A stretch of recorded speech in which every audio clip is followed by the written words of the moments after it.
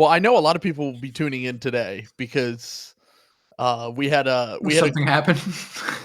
Well, we had something historic happen, which I don't think has ever happened before. 360 win teams lost their first home game of the second round after sending I think about it like this, where I've thought about this a lot, where we've talked about the parity of the NBA. We've talked about how it makes everyone lose their mind a little bit and overreact to things. Yep. But if I had told you when the Nuggets fired Mike Malone, the Knicks went 0-10 against the best teams in the NBA this year. Yeah. I thought about it. Has every team at one point, either at the end of the regular season or during the playoffs, pretty much said it's over for our team, except for the Indiana Pacers?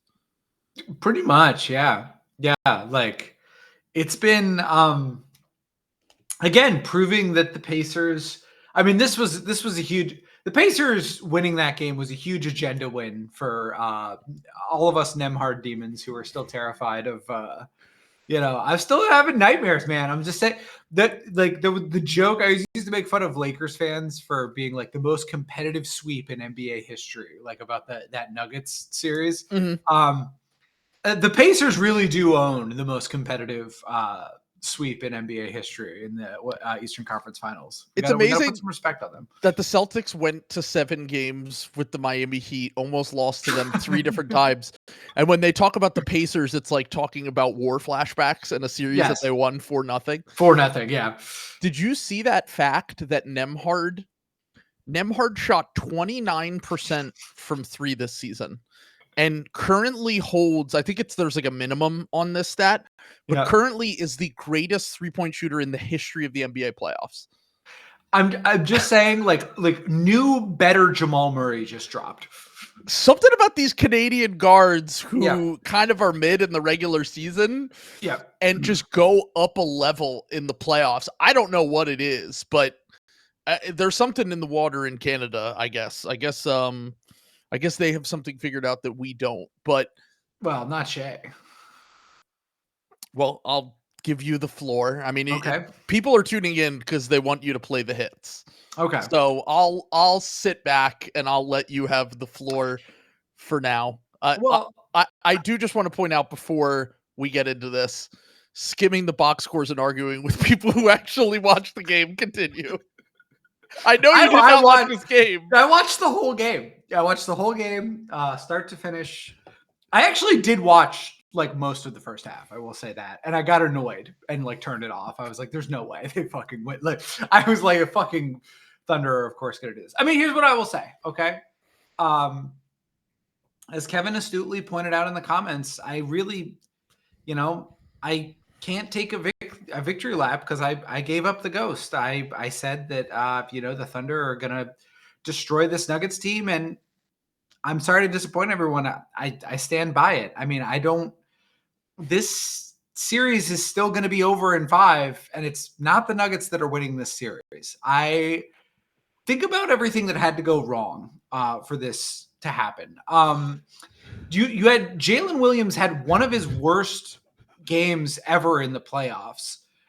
Do you think that he's just going to have another bad playoff game against a team that's not an 8 seed? Like, get real. We're talking about third-team All-NBA player Jalen Williams. There's no way. I'm giving him his flowers. I'm calling it right now. He's a third-team All-NBA player.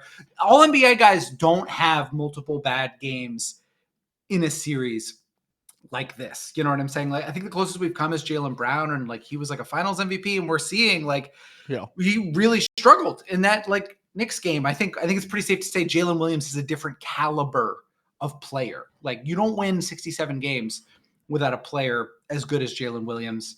Chet Holmgren, this is a guy who was really key for that Gonzaga team. Like, for him to miss those free throws down the stretch, like, that's tough. And like, look, Shai Gilgeous-Alexander, he hasn't had a lot of time in the playoffs.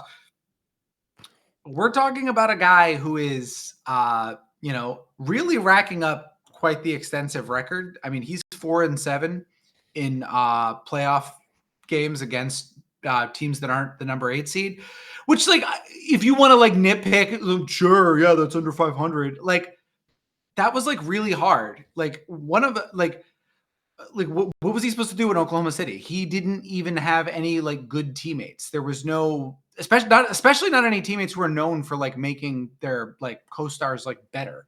He didn't have like the easy pass that Jason Tatum had when he took LeBron to 7 games of, he was surrounded by talent. Terry Rozier, Marcus Morris, gods like this, So it's just, I hate to say it. I really did want the Thunder to like lose this series, but I'm sorry. This is still Thunder in 5. Unfortunately, the Nuggets are done. I did my hardest to bite my lip there. I was doing the learn to sit back. Not everything needs a reaction. As someone who actually watched the game, let me give my take on this. Okay. The J-Dub and Chet stuff is legitimately alarming. I don't think you're wrong on that. I think that especially in the first game of this series, going back to how they performed in the second round last year, we're starting to stack up information on these two guys where when it gets down to a half-court setting in a playoff game, they both struggle to create for themselves, and the only legit consistent that this Oklahoma City half-court offense has is Shea making tough middies, basically. That's like their most reliable source of offense. And when you're in the playoffs and you're playing against a team that has the best player in the NBA, that has won a championship, and also the thing about the Nuggets is, we talked about this a little bit before when we did the preview, because they clearly only have, like, depending on the night, 4 or 5 players that you can really trust. It feels like there is probably, like, because depth feels more important than it ever has in the playoffs, we might have overlooked the potential ceiling of the Nuggets if they're able to push their guys, scale them up to their 4 or 5 guys up to 40 minutes a game. Because they do currently have once again, we talked about this in the regular season, they had 2 of the 3 best lineups in the NBA. They have 2 of the 3 best lineups in the playoffs as well, whenever Jokic is on the court, with some variation of a few different players around him, basically. Having said that, the only thing that I think that the Thunder really have to worry about beyond, like, the obvious, like, if Chet and J-Dub are just second round droppers, then they're not going to win this series, is it is a real concern that they lost the rebounding battle by 20 because they're not an elite shooting team. They thrive on the possession game, where possessions game to game, when they cause a lot of turnovers, they get out running. They have been fantastic in terms of just converting on their open court looks, and they tend to win games. But last night, because they couldn't end possessions on the other end, losing by 20 rebounds in a game is almost like, it's very hard to overcome. And we have talked about the fact that like, when you get down to things that you can convert from game to game, shooting is obviously the highest variable in terms of just, like, sometimes a team can't miss, sometimes a team misses basically every open shot they get, and what can you do? We saw that with the Cavs, we saw that with the Celtics. Rebounding is generally a little bit more transferable from game to game. It does have there is an element of randomness to it, but it does feel like if they lose every single game on the glass, they're just never going to be able to pull away from the Nuggets. And one of the things that they've been able to do is pull away from teams by winning the possession battle.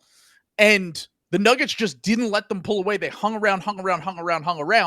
And then Mark Daigneault got the cutest I've ever seen a coach get in the clutch of that game. And I'm not opposed to fouling up 3, because it works the majority of the time. From an entertainment standpoint, I hate fouling up 3, I wish we could just get rid of that rule. Well, I've talked about the fact that I think it's the only rule that I actually hate in the NBA because it makes the end of games severely much less exciting. Last night was the only time I can ever remember where it actually made the game more exciting because the coach fucked up. Right, yeah. Fouling, if there's like 5 seconds left, okay, I understand. There was like 12 seconds left in the game. Jokic was on the bench and they fouled, and then they had to play the free throw game. They lost the free throw game. They lose the game. Like, I've never seen a situation where a coach literally directly puts their hand in and determines the outcome of a game by just being too cute and too analytical. So, I mean, a number of things had to go wrong for the Thunder to lose this game. I still think that this series goes 6. I had Thunder in 6 originally. I think that the thing about most of these games, and I talked about this, when you look at the Celtics, the Cavs, and the Thunder, the Celtics had to have a historically bad shooting game to lose, even though it felt like the Knicks, Are we moving on to that game? Because I just want opinions on that. Okay. I just want to talk about like the favorites in general and how they lost. Okay, yeah. Because on Bill and Zach did their podcast today, and they said of the 3 teams that lost, of the 2 teams that lost, they just ignored the Cavs. They didn't even which is funny because like I would feel the worst about the Cavs, I think. The Cavs, especially because it seems to be like injury stuff is like piling Garland, up. Mobley, and DeAndre Hunter. And the Pacers, once again, the only thing that we talked about with the Cavs, their eventual weakness that could pop up was that point of attack defense.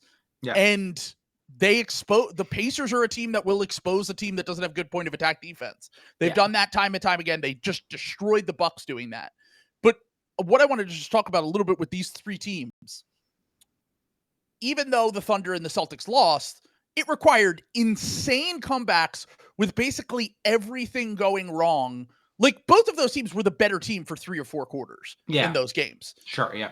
The Cavs, the Pacers were winning for like the majority of that game, I feel like. Yeah. No, and I know it required a really bad shooting game from the Cavs, a really good shooting game for the Pacers, blah, blah, blah. But like that combined with the injuries makes me feel the worst about those of the 3 here. But I think we're going to get a lot more entertaining second round than I had ever expected. Yeah, no, unironically, I genuinely thought that this entire second round was going to be like over in 5 across the board. Yeah. Like I still, we haven't seen Wolves Warriors yet. My knee jerk, just to get myself on record, because I didn't predict that series, I feel like the Wolves should win in 5, is my official like take. I think we're recording this before game 1 for anyone. Before game 1. Yeah. So just to, to hold myself accountable here, but I think, but I didn't expect any of these series to like be entertaining. And if you had to tell me to pick one to be entertaining, I would pick Wolves Warriors. I did not expect all 3 home teams, all 3 60-win teams to lose their first game. Like it is very crazy. And it required, to be clear, it required a little bit of craziness across the board. Yes. But now we're down to the point of the season where I've talked about it on the podcast before.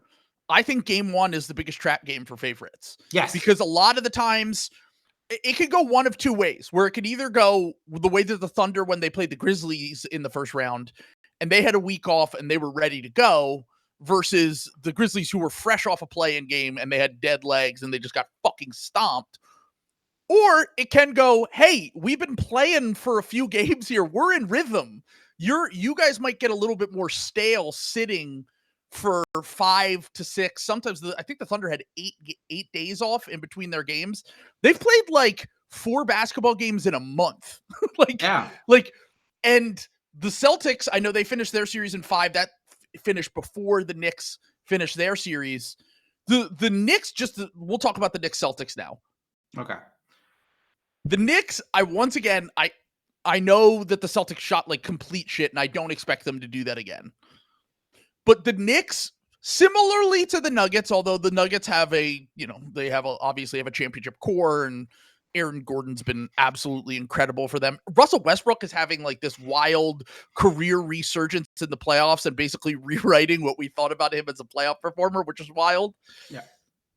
But the Knicks, the Knicks Celtics series, I said this to you on stream the other night, which is now lost media, unfortunately. RIP, it did not record. Yeah.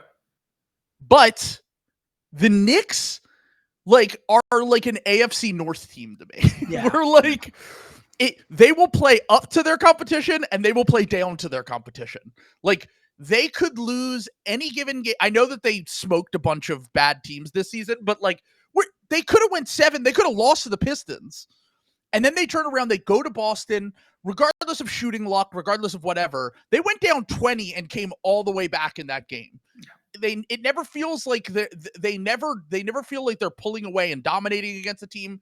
They also feel like they can pull teams down into the mud with them, is what I'm trying to say. Yeah. Like they muck up the game a little bit. It's almost entirely Josh Hart, by the way. Like in my opinion. OG too. I mean, I think OG's his perimeter defense on the Jays was the reason why they originally wanted to acquire him. And he's someone who's been injured, and that hasn't proven to be all that effective in the regular season. And in the playoffs, he's been fantastic on defense. But yes, Josh Hart is certainly like the heart and soul of that team, I think. Even though I know that Knicks fans are driven crazy by him, but that's crazy to me because every time we play them, Josh Hart just like fucking murders us. Like they would be so fucked without him. He's like, I would argue that he's like more important to their team than Cat. Cat, man, that game. I mean, that game was like a particularly like even by Cat standards Cat for standards, playoff. Yeah, like it was a disaster. My thing I wanted to say about this, there's a couple of things I'm alarmed by. I was going through it last night. People were asking me to hop on stream. I did not elect to do that because I did not want to be held. No, we can't stream for good games. We only can stream for bad games. That's the rule. Yeah, that's the rule. It's we need to have Peter on stage, like asking us, like, what's the third most peanut butters that have ever been on a peanut butter or jelly? Like while there's like a shots going up. That's what was it like to see MGMT in 2011? Yeah. That's what we have to do. I'll say this. There are a couple of things. Okay. One is that Kristaps Porzingis might have like an actually serious disease because like that's the only excuse for like how horrific he's looked. Like he looks god awful. Like I was genuinely like very alarmed by like he's been bad. I've been calling him the intern all year. Like I reserve a lot of my venom for him because obviously like he's the least likable of the Celtics for a lot of reasons. He misses a lot of time. He's high paid. It's probably the guy they would look to move this offseason when they can't afford the team anymore. He looked so bad that I'm like, is he actually like, is like something like more serious going on with his health? Yeah. You know, like it's to that point. Like I made a joke about him having Havana syndrome on Twitter. And now I'm like, am I going to get canceled for that? Because like when it comes out that he has like a more serious diagnosis, like later this week, because like he looked awful. I'm alarmed by how many Celtics fans were Bucks posting. Like I know, like I get it. 45 threes that were missed. You know what else?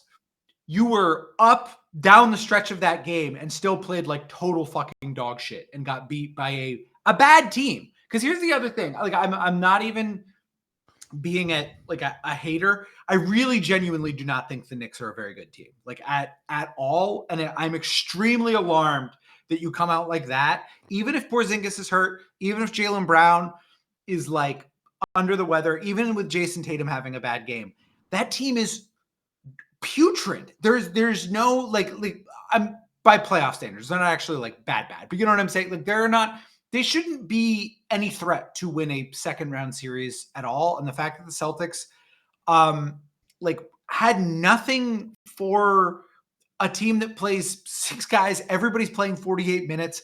They're all in foul trouble and you couldn't do anything. Jason Tatum couldn't get to the rack when he got Cat in the switch at the end of the game. Like I'm sorry, that doesn't bode well. Like that, you know, it could be fine. Celtics could come back, probably will come back and like win by 30 like tomorrow night. It all looks like histrionics. That's like, they can probably get away with this against the Knicks because like I said, I think the Knicks are like not very good. So you can probably do this and still win the series in 5 or 6.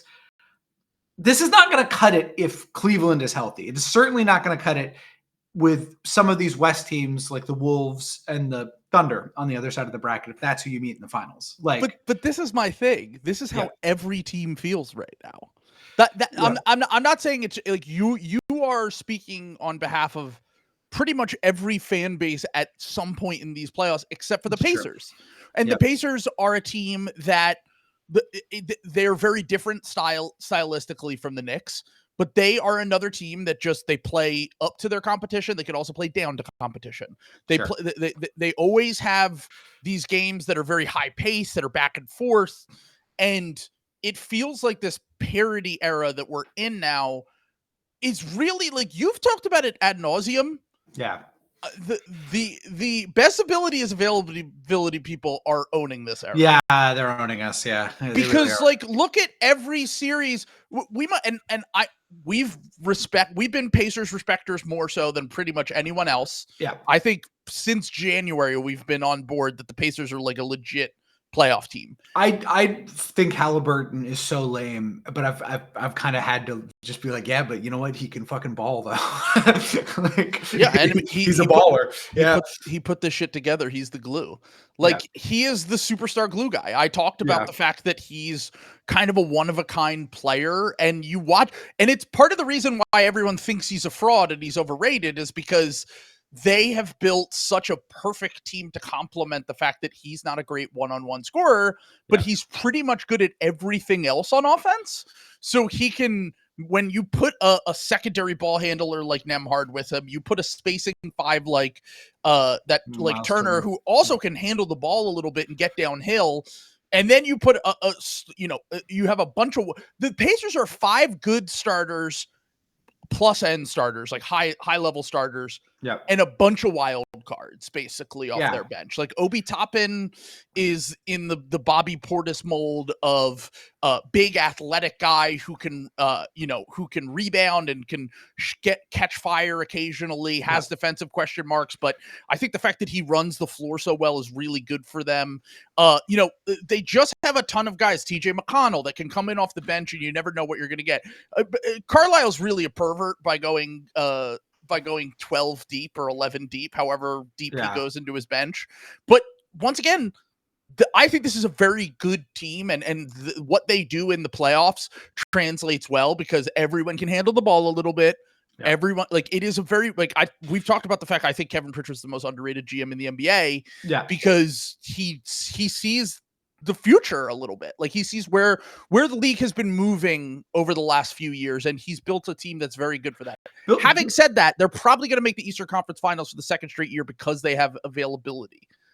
Yeah, that's what I'm trying to say. That's why. If that's why, because here's the other thing. Like, I feel really bad for the Cavs and like Cavs fans because this would be like such a disaster way, such a disaster way to lose such like a fun season. Like, it seems like Garland's thing is like more serious. Like, we haven't really gotten we've heard that like Mobley and like Hunter like might be out.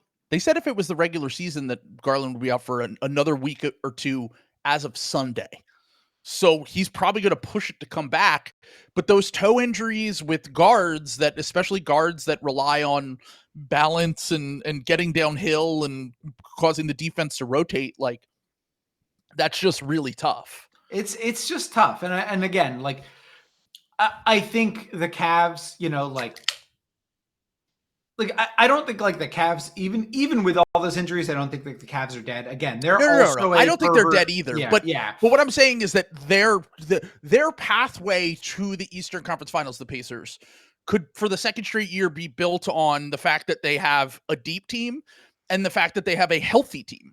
And it's not taking away anything from their accomplishments because I think that they've clearly been just as good, if not the best team in most of the series that they've won, but also running into this Cavs team with their injury luck right now, getting the Bucks, even though they would have beat the Bucks, to be clear, we both picked them to beat the Bucks. Yeah. But getting the Bucks with all their injuries the last 2 years combined with the Knicks last year, it's never been a better time to be available. Well, that's what it is. And that, I guess that would be the dovetail here is like, it's not like impossible that the Pacers make the finals. like with the way the think health and everything is. I like, think right anything now. is Like, possible right now. it's like not impossible. It's still extremely unlikely, but like if the Celtics stay banged up, they're serious business. You know, this is not like some funny little team. They're very good. Like the Pacers are just as good as any of those tier 2 West teams that like were in the logjam behind the Thunder. Like Pacers could hang with any of them, you know, and there's a decent chance we see one of those teams in the finals too. Like, so I don't know. I made the joke last night when I was like very tilted and I didn't know the Thunder were going to lose. I was like, you know, the Pacers Thunder. What a great finals for articles. Nobody's watching it, but everybody's writing articles. Adam Silver might have to retire if that happens. I think that he's going to be, yeah. Although, if you want to win the heart of the country back, you know, they left because of wokeness, right? Yeah. The flyover finals would certainly be a movie. We would finally, two beautiful red states. Might air on Fox News. Let's go. That'd be huge. Simulcast on Fox News.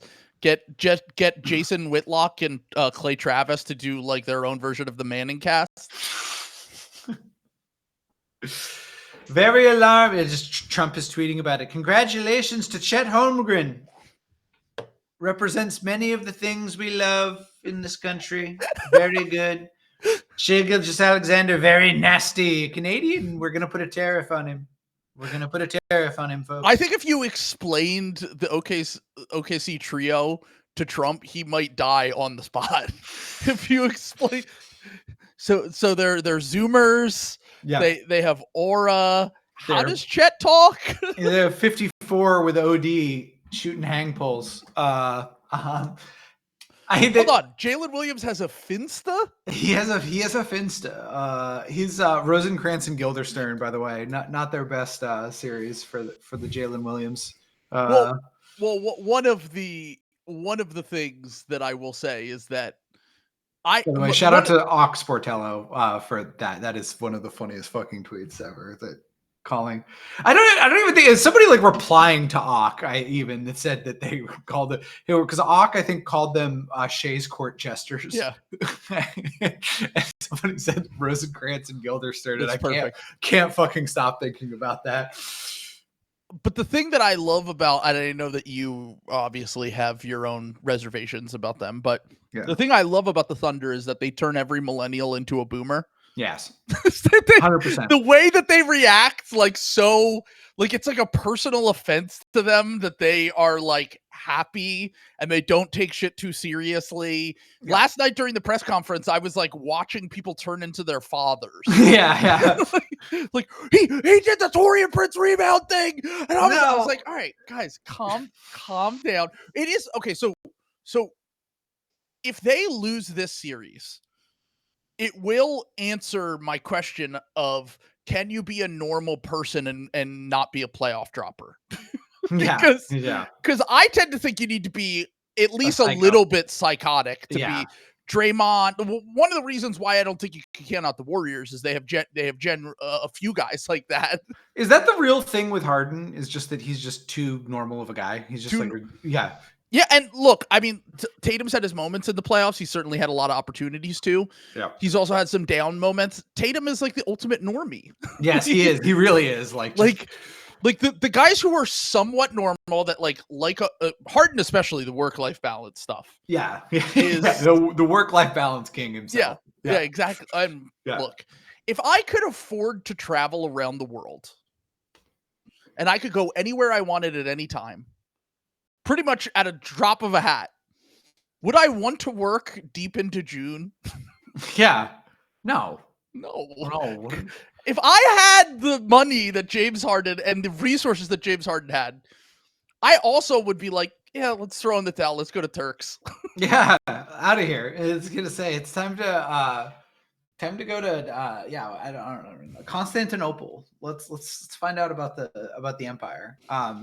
It really is like, I don't know. I guess just what I would say, like dropping my reverse jinx bit that I was just doing. I do think that like I'm probably the least worried about the Thunder because theirs was like the least impacted by health. I would be the least worried about the Celtics. Although the health thing is real. Yes, and it's not. Once again, sorry, clarification. I mean long term, like for title. Sure. Yeah, for like title, like odd stuff. Yeah. Like because the Celtics just have the weakest opponent, like by far. Well, also Jalen can't really. Jalen doesn't look nearly as athletic as he usually does. And the biggest reason why Jalen, also a little bit of a psycho worker guy, like Jalen is like a grind set guy. Yeah. One of the reasons why he's so good in the playoffs is because he's generally the most athletic or one of the 2 or 3 most athletic people on the court. Yeah. And if you take away a little bit of that athleticism, you sap a little bit of that athleticism, he doesn't have a ton of other things to make up for that. We're talking about Jaylen Brown, by the way. Yeah, not Jay Dillon. All our Jalen stuff. Yeah. Oh, and Jalen Brunson. Yeah. Jalen Rose's mom, really. Yeah. She. Nobody has ever set the tone more than her. No, she is like the original. That's a crazy to have that influence. She must feel like a god to be. Yeah, that's literally one of the most popular names in the NBA in all of the world now, basically. Yeah, but no, the thing that about once again, I still think the Celtics win that series. I mean, they missed 45 threes in that game. And look, I know people are making fun of Mazzulla because he's Bucks posting, but did we not do this exact thing? This is the thing with the Celtics and the Thunder. Every time they lose a playoff game, it's like the world is on fire, everything's like burning, whatever. And if 2 plays go differently in that game, they both win. Yeah. The most winning bias versus losing bias things, but also if you're the best team, you're going to be under the microscope. Yeah. You're going to get flack. You're going to get criticism. But once again, the Celtics missed 40. I know it's Bucks posting. And I didn't think the quality of look that they got in that game was up to the standard that they usually get in the playoffs. I agree. When I saw the playoff tracking numbers, I'm like, that's not really eye test to me. Like some of them were open, but like it was not. They were like off balance. You know what I'm saying? They weren't comfortable shots. They were not as comfortable as a lot. You can be open and out of rhythm, for example. Like they were just more contested. Like Drew had a few shots that were like slightly contested. I wouldn't say they were fully contested. But normally the thing that the Celtics really cook on in the playoffs is getting teams into rotation, driving, kicking, and then swing, wide open 3. And we saw much less of that than we normally do in a playoffs game from them. But that still ultimately is like, if they make 2 more of those threes, they win that game. We're at the part of the season where everything is going to be so crazily under the microscope that I don't want to overreact one way. I genuinely said, like, sit back. Not everything needs a reaction. I want to see what these teams look like in game 2 because I have a feeling they're going to come out and just stomp the other team. But from an opponent standpoint, like the Nuggets, like they didn't play a good game.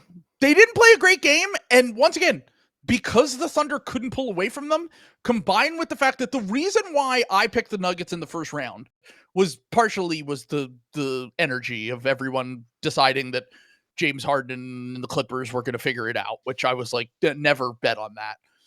Spiritual sisters with the Sixers. But the other part of that was the fact that I figured if every game was close, because the teams were close enough, that Jokic would just drag them across the finish line. And we didn't really see that from Jokic in the first round offensively.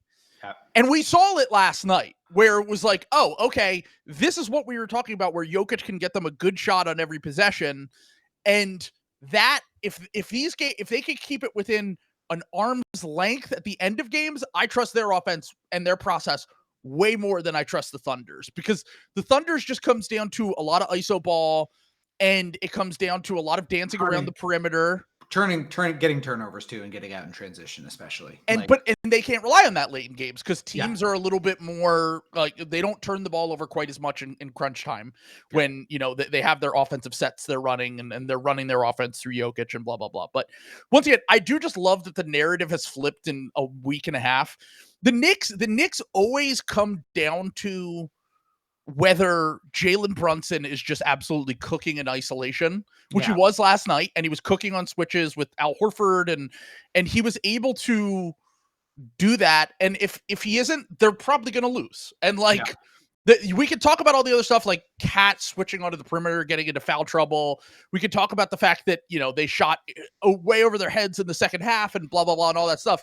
Yeah. But ultimately, Tibbs is either going to look like a genius or an idiot, depending on whether Jalen Brunson is the best player on the court, which for sure he was for the second half last night, and they won that game. So, but no, I'm actually very excited for the rest of these series. I think it would be very funny if after these overreaction podcasts that everyone's recording right now, if it just went exactly how we thought it was going to go. I was going to say, I would be. I mean, like, here's the thing: as alarmed as I am by the Celtics, I still feel like it's Celtics in 5. Like I like, you know, it's not like a Bucks posting thing. It's just like the Knicks. The Knicks played about as well as they could, and they really didn't change that much for the Celtics. The Celtics were just kind of ass. You know what I'm saying? Like they just kind of like they made things a little bit harder on the Celtics, and then the Celtics kind of beat themselves. Like it felt like a Heat Celtics game. Yeah. Like an old Heat. I was going to say, I guess that's the thing. And maybe that's why I was like so triggered, because I was like, this team sucks. And that's how I felt every time we would play the Heat. I'd be like, this team is like dog ass. I don't respect them. Like, you have a guy with the initials JB just hitting bullshit shots. Bullshit, magnet ball. Coach. It is very fun to me that's in the West. Good, have fun with that shit, Wolves fans. Him being terrible and just him just throwing up just the most garbage magnet ball shit ever, and it going in, and you have to listen to playoff Jimmy Butler. I mean, even the Jimmy fans were in my mentions. Like, I've never seen someone hit a shot that was like a straight line so often. Yeah. If they're like line drives directly into the hoop. He hit like 4 of those in the last 2 games of the Rockets Warriors series. Series that ended up being fucking awesome. I absolutely love that series, which actually that's a good transition here. Because we do have to do the obituaries for the teams that we haven't gotten around to for their seasons. Yeah. Which the Rockets are the first one, because I think the Rockets are the most interesting personally to me. Shout out to the beat reporter who asked Rafael Stone about Jalen Green's on-offs. What? You didn't see that? I said that in chat that it was somebody asked. Hold on. Now I'm going to go find it. Yeah, hold on. You keep talking because I want to go find the exact quote. They pulled up PBP stats, Wowie combos. Yeah, they had Wowie combos. They had hold on. Amazing. I'm going to find it and that's unbelievable. Yeah, the on-off. Yeah, they asked him about the on-off. Oh, data. JT Gatlin. Yeah, I think he's a Chronicle guy, right? Houston Chronicle. He was at one point. Yeah. Yeah. You talk while I'm finding this. This is So essentially, the Rockets have this comeback in the series. They end up putting up a valiant fight against the Warriors, but that's one of the 2 series I got exactly right, which was the Warriors in 7. The Buddy Hield game. What a tough fucking way to go out. Just Buddy Hield going off against your team. Thank you. Somebody put that in there. Yeah. They asked him about lineup data that suggests the Rockets have been better without Jalen Green this season. That's a really flawed question. There's great data we have and we use. I could make data say whatever I want it to say. We heavily use it, but we're careful. I mean, I don't think there's a lot of ways to use the data to make it say that Jalen Green is good. There's not many ways. I mean, is there a way to watch the games and feel that way? I've never came away from a Jalen Green game where he didn't shoot way above his head and felt like he had a great game. Yeah, no, he's just like, if Jalen Green is ever like a positive value, like NBA player, it's not going to be on this contract, and it's not going to be in the role of like primary like creator. It's going to be microwave scorer, like off the bench type, D'Angelo Russell arc or something like that. And he would have to become a better shooter because D'Angelo Russell was a pretty good shooter. Like D'Angelo Russell's also a much better passer than Jalen Green. Yeah. I really think Jalen Green is either on one of 2 paths where he either figures out a role on a team like that, or it's just a constant fight between what he thinks he is versus what the team thinks he is. Yeah. Because right now, obviously, we came away from that series. He had the one game where he shot really above his head, scored 38 points. Yeah. And then outside of that, he was like historically bad in this series. Yes. I usually give guys a little bit of a buffer, first playoff series, going against a real defense, all that. But it's not like this Warriors team has a ton of lockdown perimeter defenders, I feel like. This is really, for a guy that is coming into a situation where they desperately needed some form of reliable half-court offense, and they gave him that $100 million contract that we both didn't really understand at the time. They basically hedged their bets, was the argument with the Jalen contract. I was more positive on it, but with the idea of somebody needs to be the money in a trade, and I think we're going to see that come to fruition. Well, that's what I wanted to ask you, because that's obviously when you're diagnosing what the issues were with the Rockets. Yeah. That reliable form of half-court offense is something that I feel like they desperately need, whether it's in form of Kevin Durant or Devin Booker or who knows, whatever star becomes available if they push in the chips for Giannis. But my thing is that the reason why I didn't like that contract at the time, and the reason why I still think it's a horrible contract, it's a horrible contract. Terrible contract. It's one of the worst we've ever seen. But the reason why is because if the Rockets were giving up on Jalen Green, it means that he was bad. Well, and now he's bad, and he makes $33 to $35 million a year on that contract. This is why they're doing the kayfabe, because they can still be like, no, we still believe in this guy. He's a prospect, but we're ready right now. Yeah, we're ready right now, and he's just not ready yet. But like, man, we really don't want to give up on him. But I guess Milwaukee Bucks, if you're going to drive this hard of a bargain, I guess we're willing to part with him instead of Şengün. But that's the problem, is that Şengün, there might be suitors out there that will say that that's a positive deal, because Şengün, once again, very young, productive player, improved defensively a lot this year to the point where I was actually pretty impressed with his defense for someone who I thought was kind of ass on defense, to be honest with you. Yeah. And you could easily talk yourself. He made the All-Star team. I know it was a little bit like the Rockets just needed a guy, but Şengün is very clearly going to be a very good player for a long period of time. Yeah. If you're trading Giannis, Jalen Green cannot be. I want multiple firsts to take on that contract. Well, I guess that's the thing. And they don't have enough valuable other stuff to me, unless they're throwing in Amen Thompson. And from everything we've heard, they're not willing to part with him. So I think this costs you if you're bidding against the Oklahoma City Thunder.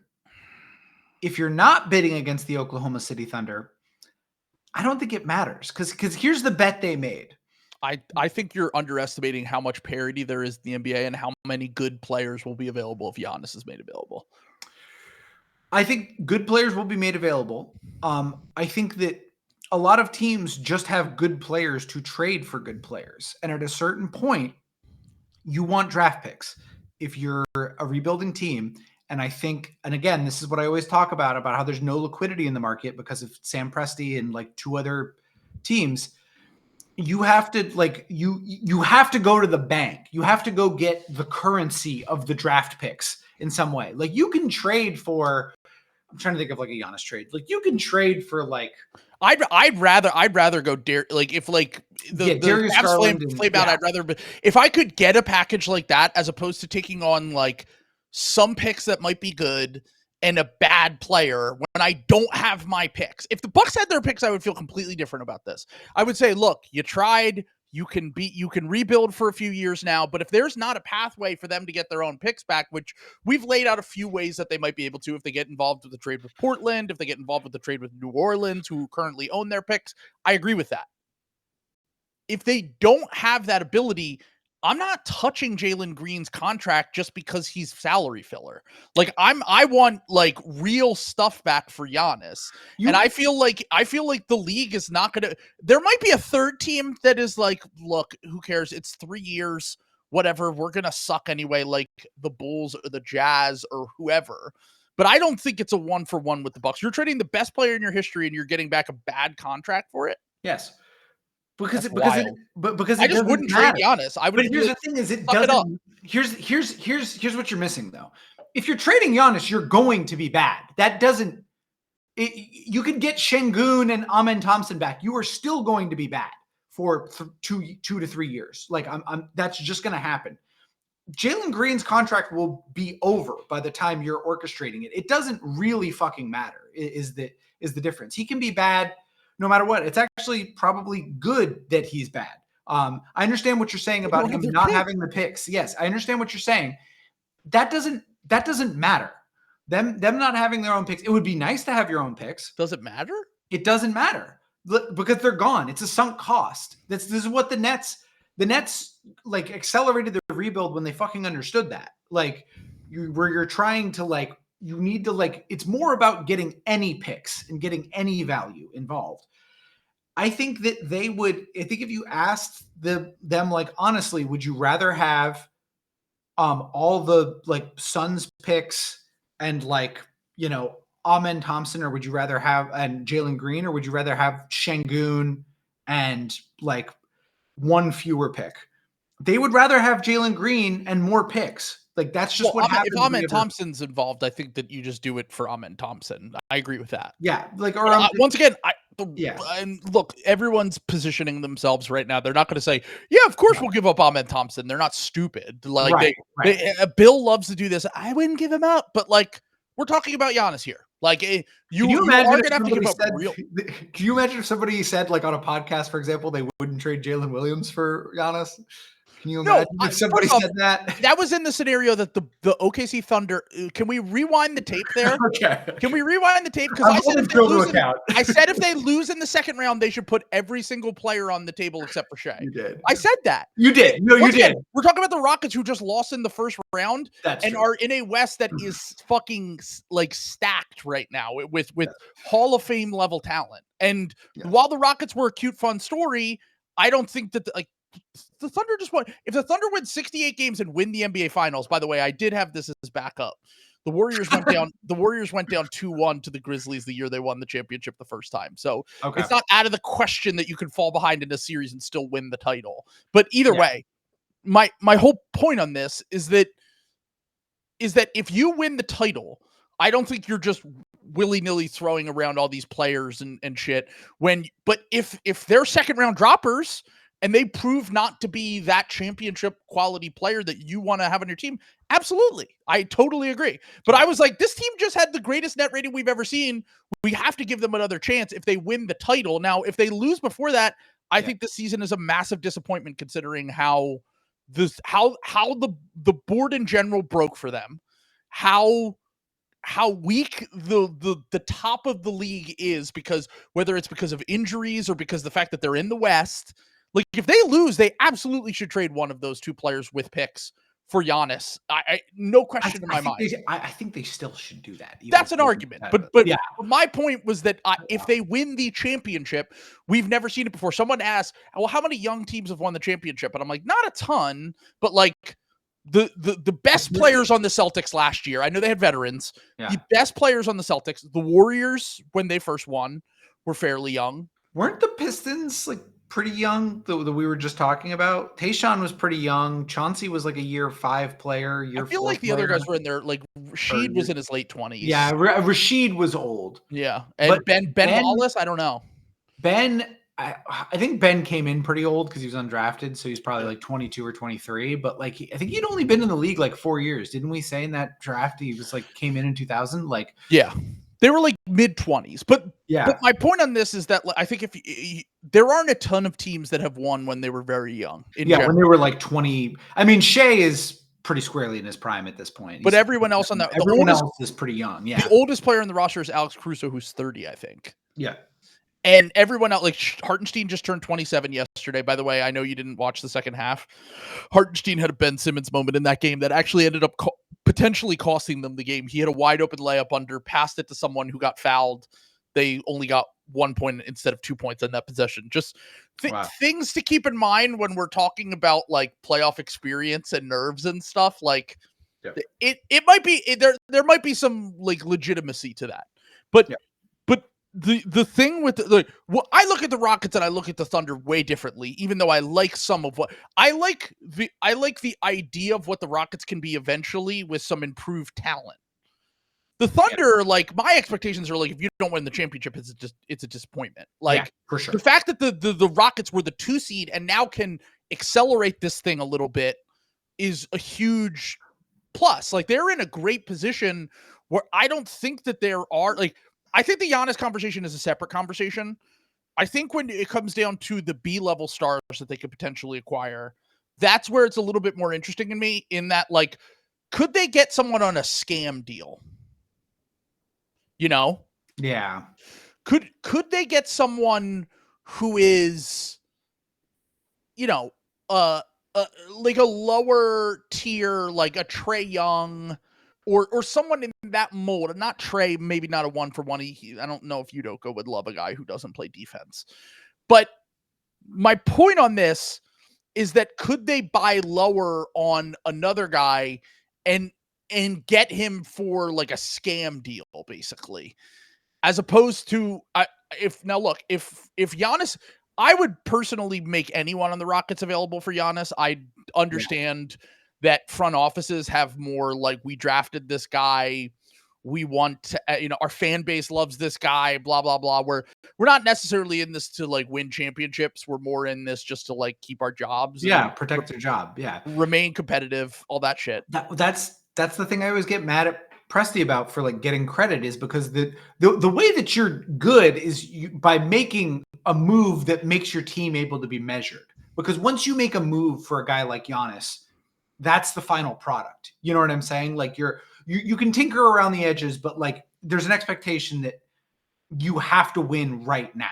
You know what I'm saying? Like for example, I think if the Thunder, I want to do a ranking of who we think if Giannis does actually ask out. We still haven't gotten that, by the way. I just want to point that it's been a week since their season ended. Yeah. I think we will get it, but it's not guaranteed, like you said. Yeah. But I want to do a thing where we do like prospects, that a tier ranking of prospects. Because in my mind, I did a TikTok about this the other day. I think the only 2 players under 25 I would consider untouchable, no questions, are Wemby and Ant. Yeah. Because Amen is like the third. And then there are guys that I think would be considered borderline. I would trade Cade. Oh, I would definitely trade Cade. I would trade Cade. I know why they won't do it, but I would do it. Like, I'm just saying, like, I'm trying to think of other, I'm trying to think, like guys in that Paulo like, for sure. I would trade those guys. Franz, absolutely. I'm trying to think of other. Mobley's a good one. Mobley's probably he's not like the best player of those guys, but it's like the most. He's the most polished, salient, I guess. You know, like you know that it's going to be And I would trade Mobley for Giannis, 100%. Like I still think that what we're seeing right now is we've talked about like the importance of team building. We've talked about like your 4th or 5th guy. I got one. Sorry, Halliburton. That's the question for me. Okay, Halliburton's the real question for me because there are a few guys that I mean, once again, there are a few guys that when we had this conversation with Noah about Brunson, where I said you could plug Giannis into that team, and look, maybe they're just good enough to make the conference finals or the finals and whatever. But that team is already built perfectly to house a player like Giannis, the Knicks. Yeah. If you were just to do like Brunson, filler, and picks or whatever, if you could even make a deal like that work. Yeah. But plugging Giannis into a team isn't the easiest thing in the world. I do think you have to mold your team around Giannis a little bit. The Pacers are one of the few teams I think are pretty well built to take on Giannis. Yeah. But that's the real, like, that's like, I could go either way on it. I love hearing you say that and then looking down at the comments at Kevin saying the exact opposite. Kevin, what are you talking about? They're shooting everywhere. That's exactly what you want around Giannis. I was going to say the only player I would be questionable about the fit is Siakam. Everyone else, like Turner's a good fit with Giannis. Nemhard's a good fit with Giannis.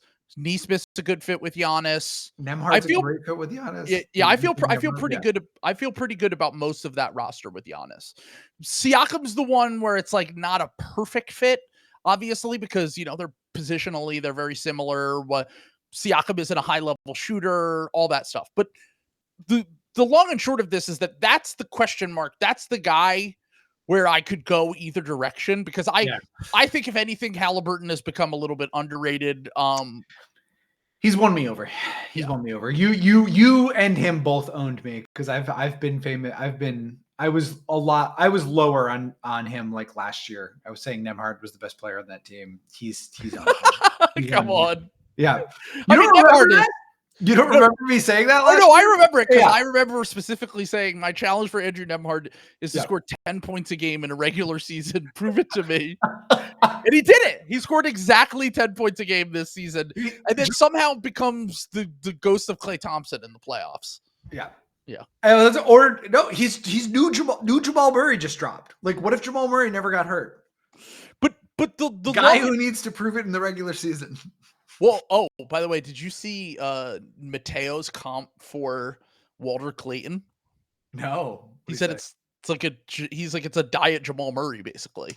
And I was like, that's actually a really good comp for him. Jamal was like 19 when he came in the league. I remember. Oh yeah, no, Clayton's not gonna ever become that. I mean, he's like a bench guy, probably like a 6-man. But I think he's a pro, and I think that he's someone that won me over in the tournament. But he just the shooting off the dribble, the handling the ball a little bit. I could definitely see a diet Jamal Murray for sure. Yeah. But back to the Rockets' whole part of this. Yeah. The Rockets are in a position where I don't think that they need to make a superstar trade, but I also think that it would be beneficial for them to explore the market and see what they can get. My guess is that you're right, and that they do find a trade for Jalen Green, and they probably have to attach some stuff to either send him to a third team or get off the contract or whatever it is. But my guess is that they make Amen and Şengün their guys. See, I don't think you need to do that, because what you're saying would like make sense if you're trading with a team that's like trying to be good. But if you're trading with a team that is like the Bucks, who are trading Giannis to flip the page, and it's going to be a multi-year project anyway, I think you just send them Jalen Green, and I don't think they really care as long as the other stuff is like good.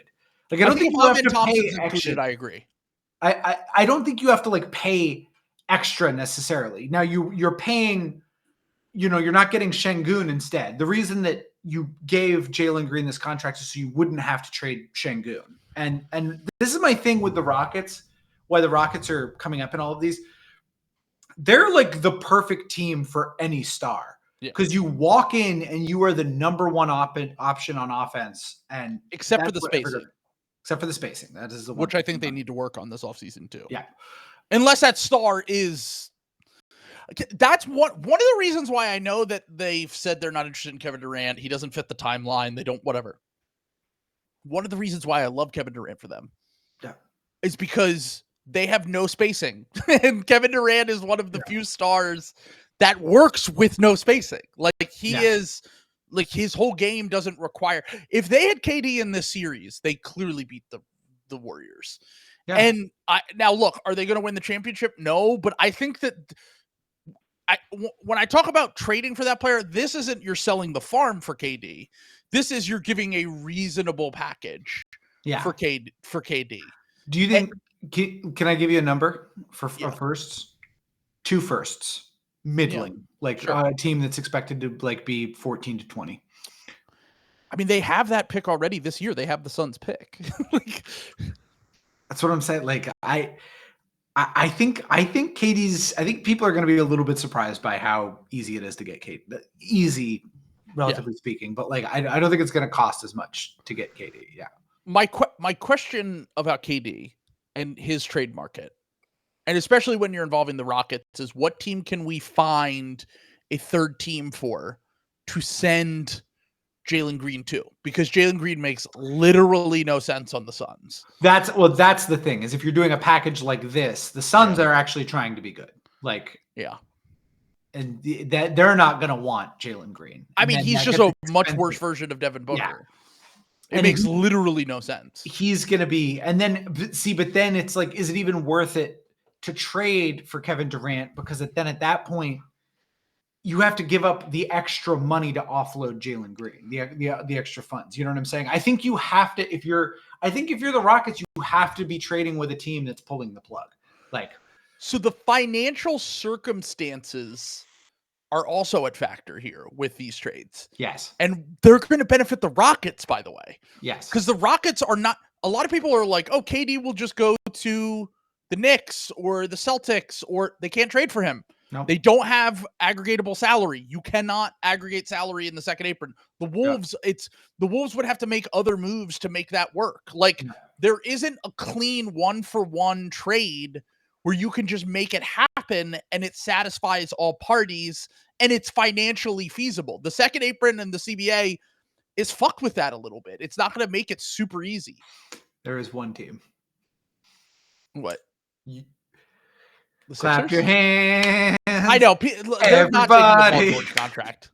Philadelphia. Ishbia might be the one person that is sick enough to do that. I was going to say, I don't know. I never say never. Probably not, but Daryl Morey, say what you will about pervert if I were Morey, I would be on the phone every day trying to make deals like that happen. Yeah. Just because it's like, but I don't know if you saw Russillo say he heard Joel Embiid was available at the trade deadline, and I was like, what?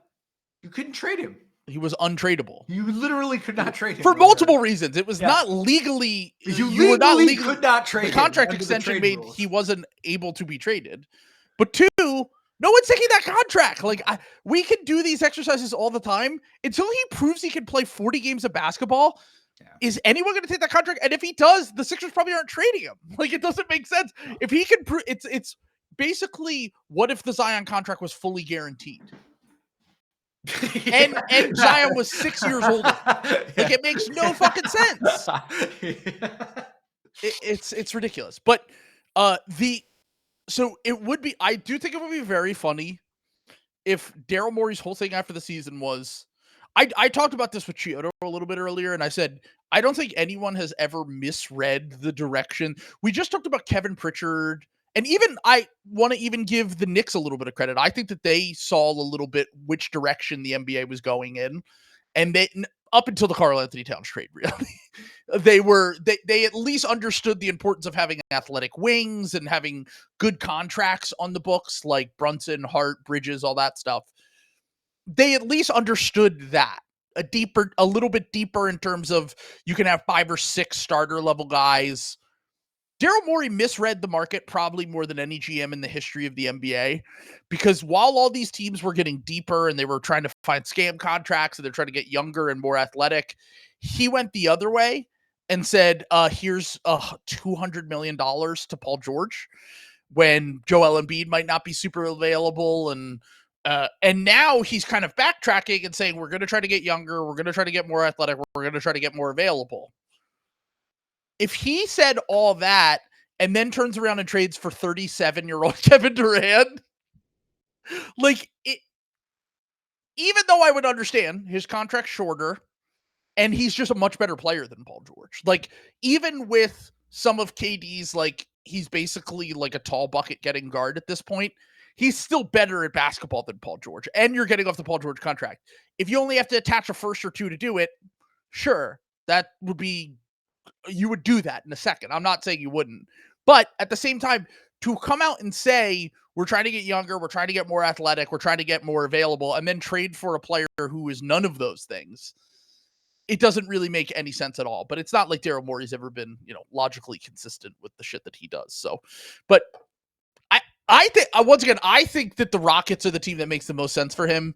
If they don't go that direction because he's too old, okay. Are there any other players that you can think of? Like, we talked about, like, Sabonis doesn't make sense for them. They have Şengün. Trey, I don't think the defense with Trey and Udoka, I don't think makes sense. Yeah. Although he would really help them, even though I know that he is. I still like my Portland idea better for Trey than any other team. That's my favorite team that should make a Trey Young trade. Are there any other guys that are available? Really interesting. Trey would be really interesting. I have a perverted question for you, actually, I just thought of. Okay. Would the Rockets have won this series if they replaced Jalen Green with Bradley Beal?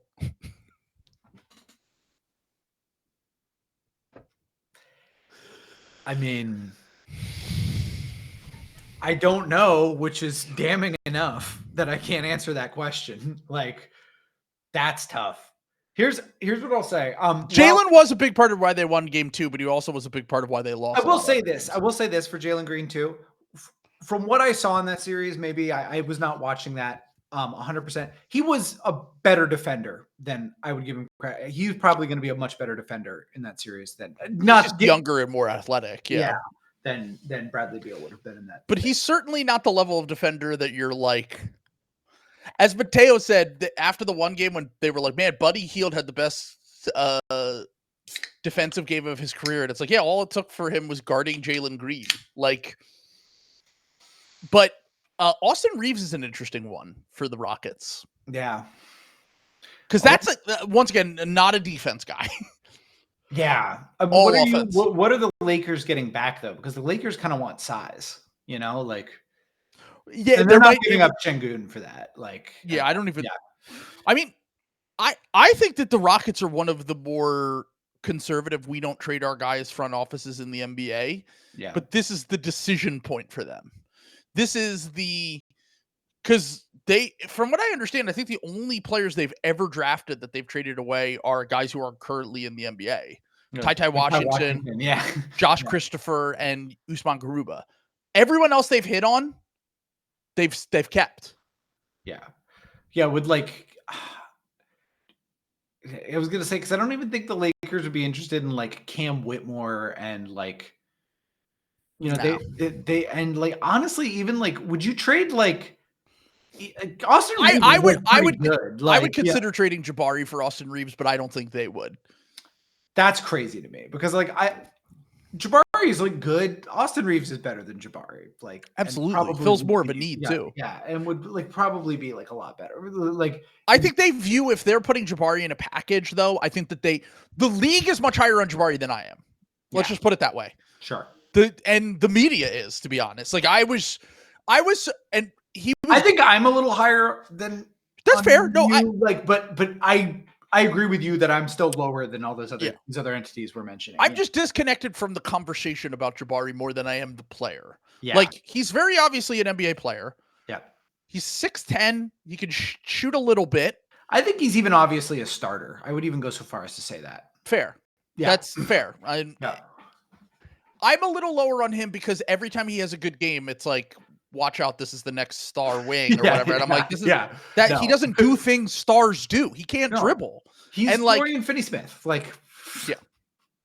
And the thing with Jabari is there are a few guys that they're going to have to make decisions on contract extensions coming up. Yeah. He's one of them. Yeah. And I think it's more likely him and Tari are the two. And I love Tari. I think that they're going to keep Tari. I think that if anything, I think what is more likely is that they probably try to get Tari on a scam contract because he wasn't super available for his first few years and hope that he can continue to get better. And then they can have that athletic, potentially two-way wing that comes off their bench or starts for them or whatever. And then Jabari is either the trade piece in a superstar trade, or I don't really see them doing like an Austin Reeves style trade. I think it certainly makes them better. I also think that the league is way too high on Jabari's archetype and way lower on Austin Reeves' archetype. Well, and the Lakers wouldn't do it either, I don't think. Here's the other thing, though, too, about them is like you kind of got to shit or get off the pot with like Cam Whitmore a little bit, too. Like that's coming into next season. I think he's the one that's the most likely to be traded. Yeah. I know he's super young, but like I think that he's included in whatever trade they make. You just don't have a spot for him. Like Reed is getting squeezed right now. Like, and Reed's a rookie. Reed, like he was their third pick in the draft. Like it's what I'm saying. Those guys don't sit for 2 years unless they're fully bust. Yeah, and I don't look. I understand parts of it looked bad for Reed. I don't think Reed's like a bust. Like I refuse to. They don't. I think he's gonna be I still think he's gonna be pretty good. Like, Was I too high having him like second on my board? Yeah, probably. But like, I don't know. Like, I think it's fine. Like, so I don't think they trade any guys that they don't have to make decisions on. So like, yeah. I think it's unlikely they trade either Jabari or Tari unless they're included in a star package. But they do have to make decisions on them. Like their contract extensions are coming up in the fall. Yeah. Yep. And Cam's still a year away, but like if he doesn't play at all, his agent's gonna be like, what can we fucking do? Like he doesn't play. Like we need to get him on a team where he can get minutes so he can get money. And there's going to be plenty of that. You know what I'm saying? There's going to be like options for that. The one I was trying to figure out, like, because like they're a Durant, like, is there some sort of pervert three-way deal? What I was trying to do while I was muted is I was looking at the Raptors to see if there was a Kevin Durant like 2-for-1 somewhere. We need to cut off Masai. I'm sorry. No, they already got Brandon Ingram. They cannot get Kevin Durant. I was trying to figure out if it would be like, because unfortunately it like just barely doesn't work with just Quickly and Barrett. Like it's like $6 million too much, which is unfortunate because I thought that would have been like amazing. Stop. No more. You've had too much slop. I'm the slop tender. I'm cutting you off. I don't know. They're the wild. We've talked about this before. I have no idea what the Raptors. You could tell me the Raptors do anything, and I wouldn't be surprised. They are the fucking wild card like team. Like if I told you they traded for Durant in the offseason, would you be like shocked? Like yeah, I would be pretty shocked. You would be shocked? I would not be. I would be like, well, look at the players they don't trade now. They don't trade for like established stars. Although I guess Brandon Ingram kind of bucks the trend there, but like, yeah, I don't really. The Ingram trade made no sense to me, so I guess you could be right. They would be like hilarious. I don't know. Like, I'm trying to think of like other. Trae Young is like another good one. I'm trying to think of other teams that like, where the wheels kind of could they be a Ja Morant team? I guess there's still no shooting. It's a pretty gross fit, but it is like a buy lowish, you know, like thing. I don't think so. I don't think that they would do it. Yeah, I mean, I think that's the right idea, but I think that it's. I guess we. Yeah, I don't know. We'll see. My gut feeling tells me they make a B-level star trade. They don't push in the chips for Giannis. They don't have any aggressive bone in their body. I think that's a mistake. I think that's fair. I think both the Rockets and the Thunder are like getting too cute because like when you wait too long, what you just talked about to like make a move, all of a sudden you have to pay all your rookies, and then all of a sudden you don't have anyone because you can't pay all your rookies, and you end up paying Jalen Green $30 million. Like you end up. Like, what are you going to pay Jabari Smith? You know what I'm saying? If you offer Jabari Smith $15 million, he's going to be like, no. And if you pay him more than that, you're going to be in the fucking second apron in the 3 years and dog shit. And nobody's going to want the value on that. Like now I understand like the concept that like people are looking at where it's like, your stars are young. Why would you want to like accelerate the timeline like that when you have all of these picks? It's because you literally cannot keep the team together. You need to cash all that in for the superstars, which are the guys that give you the most value for the max contracts. And that is where you get like that extra utility. So like Giannis, like we're talking about like an MVP becoming available, like not that old. Like, well, when I made the Giannis trade TikTok from when we talked about it with the Rockets, when I did that 3-team trade with the Pelicans like a week ago, I thought all the comments were going to be upset Bucks fans or maybe even upset Pelicans fans. The Rockets fans were throwing their hands up, getting furious that I would ever suggest that they could trade Şengün for Giannis. It's insane. I'm sorry. That's so insane. That's so insane.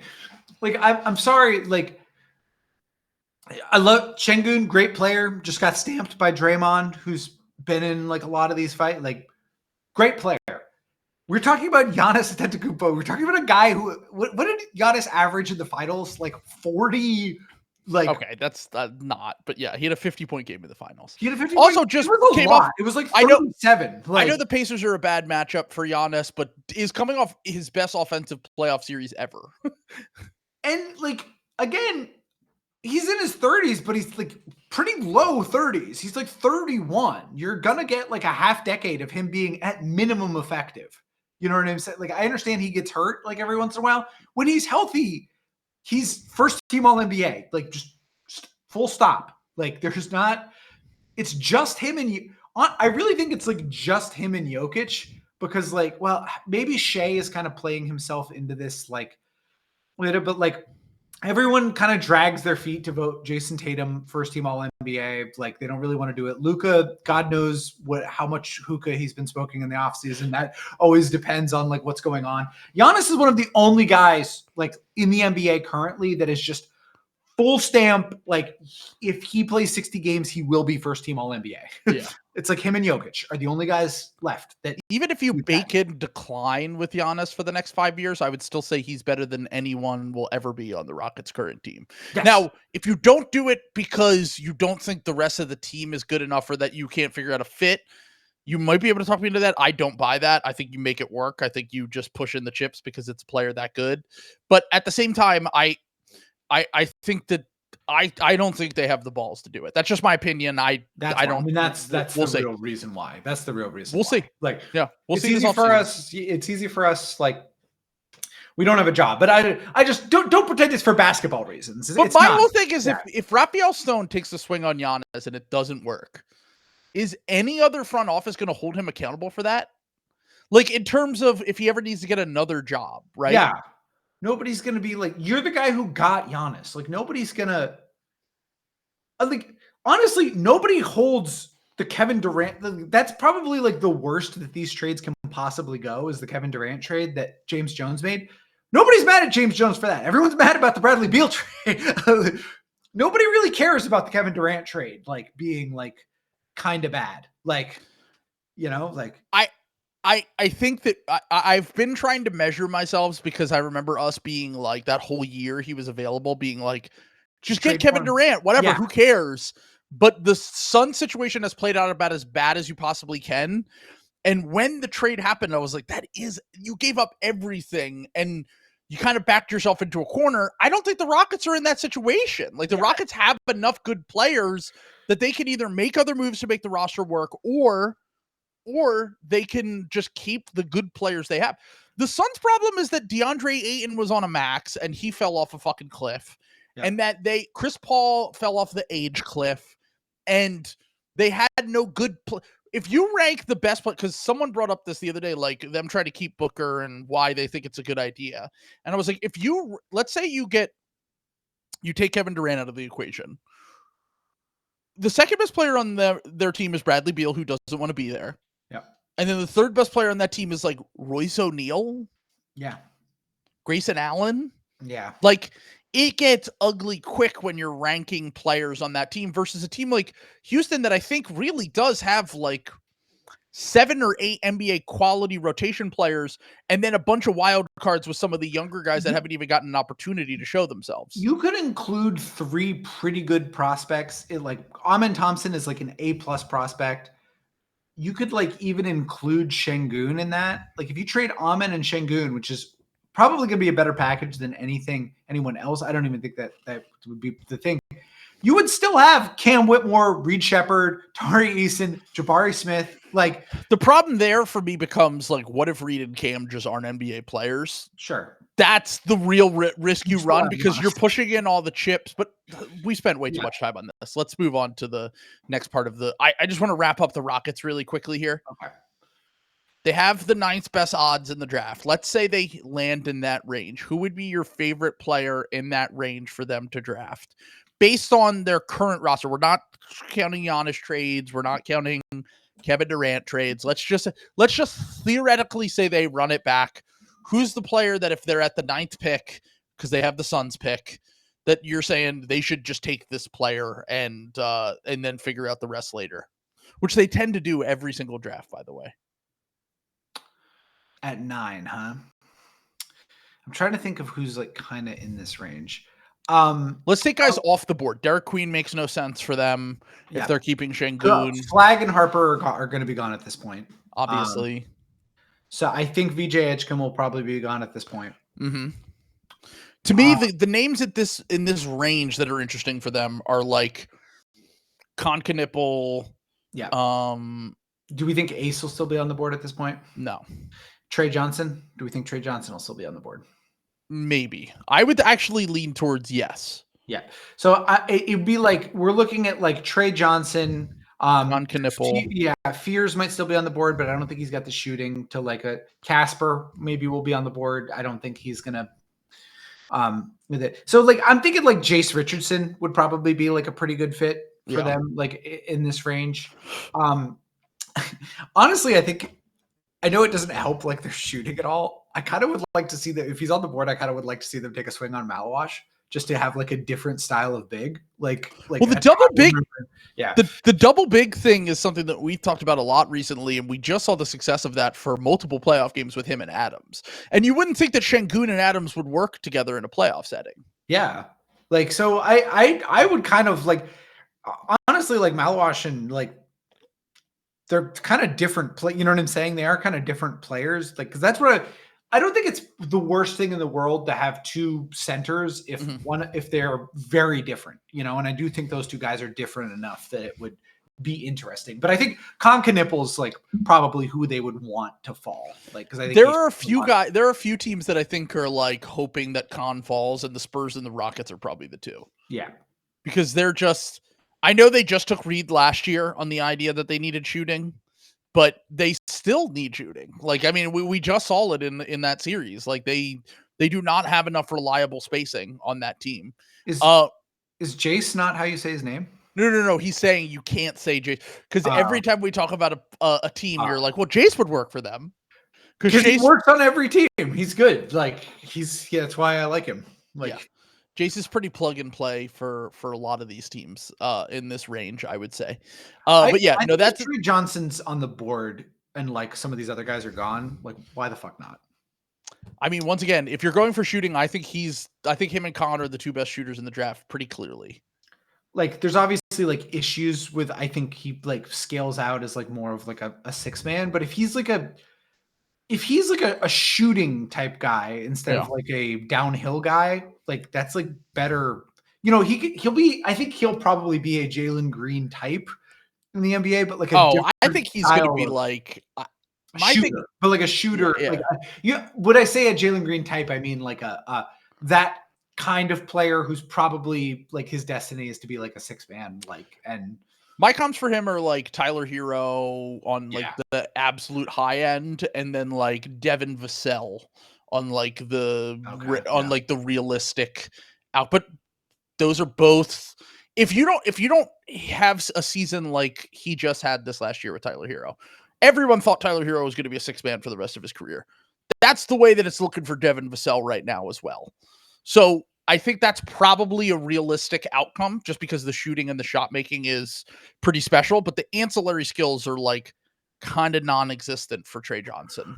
Did you see what Brian said in the comments? No. What if they win the lottery? They're keeping Flag. They're not trading him for Giannis. They're not trading him for Giannis? No. You don't think so? I think that Raphael Stone is low-key our most cowardly GM. Yeah, that's true. I do think that is true. And honestly, it's worked pretty well for him. Like he's done a good job. It's just he's owned me. I said he was doing a terrible when we did the rankings. Yeah, do you remember when we did the rankings and I said if any team in the D tier we had that could jump up to the B or the A tier, it was the Rockets. And the reason why was because he took so many spins on these prospects that I was like, the odds tell me that one or two of these guys, it was just after they drafted Amen. Yeah. And I was like, between Şengün, Amen, Jalen Green, Jabari Smith, all these guys, the odds just say that they're Cam Whitmore, that some of them are going to be good. And if that's the case, then they'll probably end up being fine long term. And that's exactly what happened. Like there was always a chance that they could make that leap. But enough of the Rockets. We've talked a lot about the Rockets. I think their only pending free agent is Fred VanVleet. My prediction is that they just like are one of the players that actually matter on the team. But my guess is that they end up doing like he declines his option and then extends for a lower number. Yeah. So like 20 million or 3 something. years, 75 million or something instead Yeah. of the current. He's making 40 million next year. So he gets those extra 2 years and he makes 25 million on each of those years as opposed to 40 in 1 year. But we'll see. We'll see what ends up happening with that. Let's talk about the Clippers. Very sad way to go out for the Clippers, which not something that they're completely unfamiliar with. Yeah. But also the Harden conversation is really funny to me because there's almost nothing new to add to it. Yeah. Where it's like the Rockets fans that have been following him forever literally commented on Twitter and they were saying exactly what was going to happen. He had a stinker in game 5 and they said this leaves enough runway for him to still be good in game 6 and then suck in game 7. And that's exactly what it is, the most predictable thing imaginable at this point. But at the same time, this is the first year where I want to give a little bit of grace to Harden. Yeah. Because this team should not have been here. I think people forget that like their over-under was like in the 30s. It's like 36 games. And I was hammering the under. Like I didn't think there was any way. He and Ty Lue and Norm Powell and Zubac all deserve a ton of fucking credit. Like for like all those guys were awesome. And Kawhi like came back obviously. But like this was like a special overachieving year to the point where I kind of got sucked in and I was like, yeah, they could absolutely go bar for bar. Cause I'll admit it. I saw Kawhi looking like Kawhi and I branded. I went back to the 1950s. I went back to my youth. I was like, hey, it's the sock hop, Jack. Like people have really been wish casting. The Warriors are the last hope for the millennials in these playoffs. Yeah. Where it's like they're like really wish casting and attaching their entire identity to what they grew up with. Like LeBron's gone, Kawhi's gone, Harden's gone, Durant didn't even make the playoffs. It's a real shift in time right now. Yeah. But the Kawhi is the Michael Jordan of the cool zone, dude. He just is. He really is. He just is. I think in a deserved way, to be clear. Like, I think that because of the way that his career went, and because of the fact that he was still him multiple times throughout his career and proved it on the highest stages multiple times, and his body just failed him, I understand why. But there's no other player in the NBA that has an amazing playoff game and is like, he's one of the 3 best players in the NBA. That isn't clearly one of the 3 best players in the NBA. And he got that this year after game 2, where it was like Kawhi, and once again, not his fault. I feel bad the fact that Kawhi's body is essentially just fell apart and really failed him over the course of the last few years.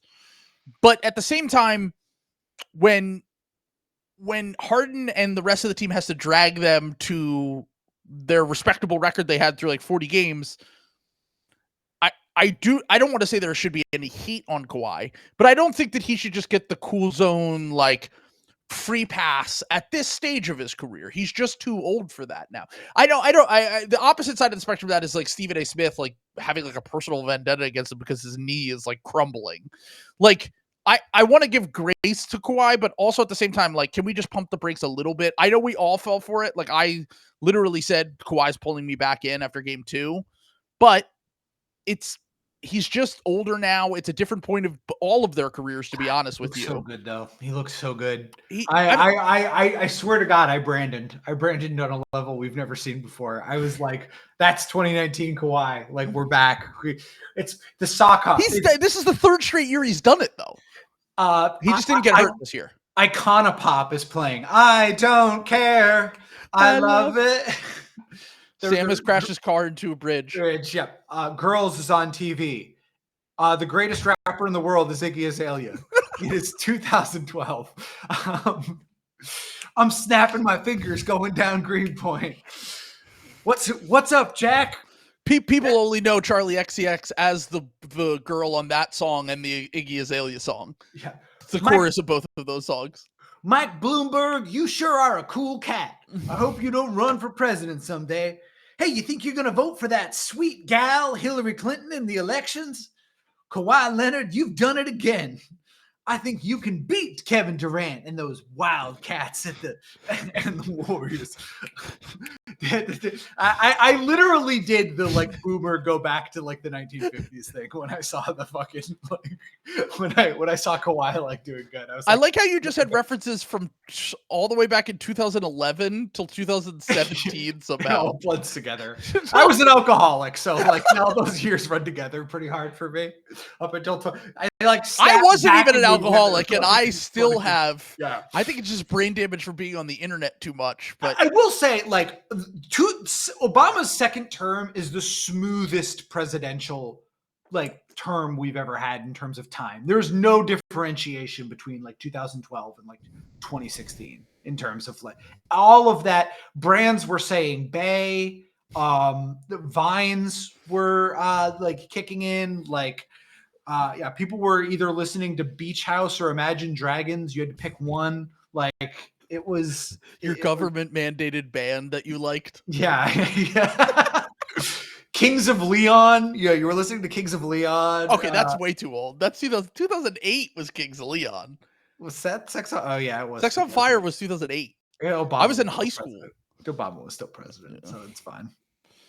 Well, that was the beginning of Obama. No, Obama wasn't even president until my freshman year of college. Okay, Naked and Famous are playing. Yes, Naked and Famous is the. Between my teeth. Yeah, we're listening to Future. Yeah, that what is it? M83 album. Yeah, Midnight City is playing. Yeah, Midnight City. Yeah.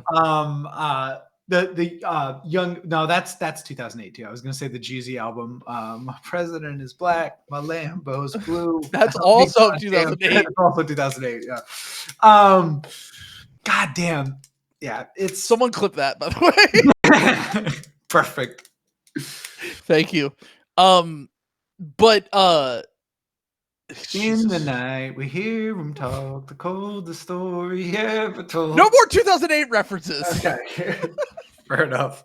It really does not seem that long ago to me, which is a bummer. We're coming up on 20 years, dude. Yeah, it's 17 like 17 years. Like people who were born during that time are like gonna be in college. Once again, it shakes me to my core every time I see people from this generation being nostalgic about shit that when we were in high school and college as if it was the 1960s. Like that's the way that really like you ever see the Midnight in Paris? Yeah. Well, I saw it before we knew, to be clear. Trill said, whoever made this, I agree with that guy on everything.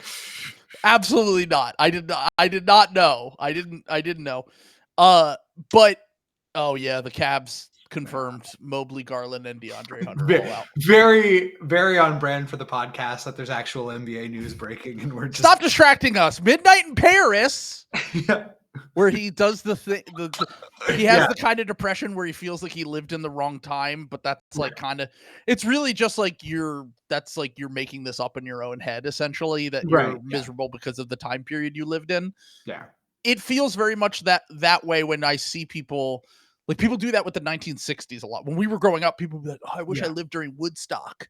Yeah. And now it's like, I wish I lived when like people didn't have smartphones and MG, like, because most people didn't have smartphones until like 2011, 2012. I feel like. Yeah, I had a fucking BlackBerry. I just had like the in between, like not a flip phone, but not a smartphone. That's what I had until like 2011. One of my first, I didn't have a cell phone when I got to college, and one of my first girlfriends thought I was like cheating on her because it took me too long to respond to the texts because I like literally like couldn't type. Because you were a broke boy. Yeah, I was a broke boy. I had a BlackBerry, and I was like, I kept trying to like hit the things. It was like a blackjack, I think was the name. It was so hard to type on BlackBerries, by the way. Little, it was tiny. You know who else had a BlackBerry? The King, Bill Simmons. That's right. Yeah. My friend had a Palm Pilot. I don't know if you remember. Oh my God, I remember that. Do you remember what music video is it where they have a Palm Pilot and they're supposed to be texting, but they're actually in Microsoft Excel? Oh no, that wasn't I don't think that was a Palm Pilot. I think that was a Motorola two-way pager. Okay, yeah, Nelly Dilemma. That was the Kelly Rowland Nelly song. Yeah. All I think about is you. Even when I'm with my boo. Yeah, it was a banger. Absolute banger. But agree with Brian, by the way, that the Cavs are winning tonight. Cavs are winning despite having 4 players out with injury. We should call this. We need to get out. We need to come up with something for this. I propose the Doc Rivers corollary. I do think, I genuinely do think that teams like play better when like, kind of depending on the You're thing. literally saying the Ewing theory, basically, but there's 4 guys out for them. That's what I'm saying. Guys, when there's multiple guys out, because it's not the Ewing theory. If there's multiple guys out, I want to call it the Doc Rivers corollary, where like you're better than expected. Sure. And like you're put up a tough game. The Bucks kind of qualified for the Doc Rivers corollary, like against the Pacers last round. Like, you know, like once again, the Pacers though are the team that I think they could beat the Cavs fully healthy in one game, and then they could lose to the Cavs without 3 players the next game. They are the variance team. Like they are very, very high variance for sure. 100%. There's a reason why they would beat the Celtics and lose to the Wizards. Yeah. But anyway, back to the Clippers. I don't really know what there is for the Clippers to do. Yeah, there's like really not much. I mean, because here's the thing: is they actually want to be competitive. Like I saw some people being like, "Well, the Bucks don't have their picks. They're not gonna."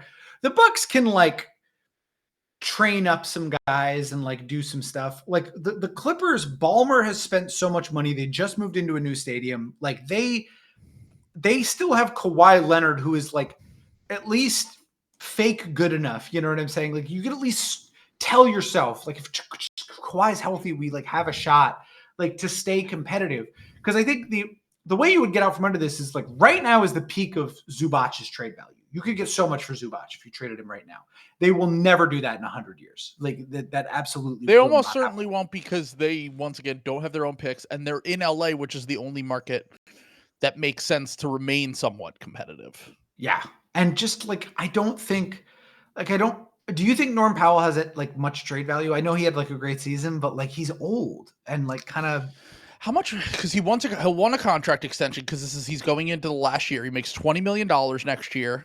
Isn't he like 32 or 33? Mm-hmm. Like, yeah. I know I was just saying Giannis is still in his prime, but Giannis is also like 6'10". But also Giannis could go down 3 levels and still be an all-NBA player. Like Norm just had his best season. At 31 years old. Like that's fairly like outlier shit. Like that doesn't really happen. He took advantage of the role. He took advantage of the opportunity. I think there are teams that could use a Norm type who's just like a guy who will space the floor for you, athletic, can get to his spots, gets to the line, is an ancillary scorer. Orlando's a team like him. Maybe Orlando trades that late first. Yeah, but then again, the salary matching is the problem, though. Because, like, once again, you might want to give up on KCP. They're not giving up on KCP. Like, that is not something that, like, all right, now we're talking Cole Anthony at a first. Maybe that late first they would consider something like that. I heard the latest rumor is they're interested in Anthony Simons. Maybe if they want to go with someone who's a little bit more.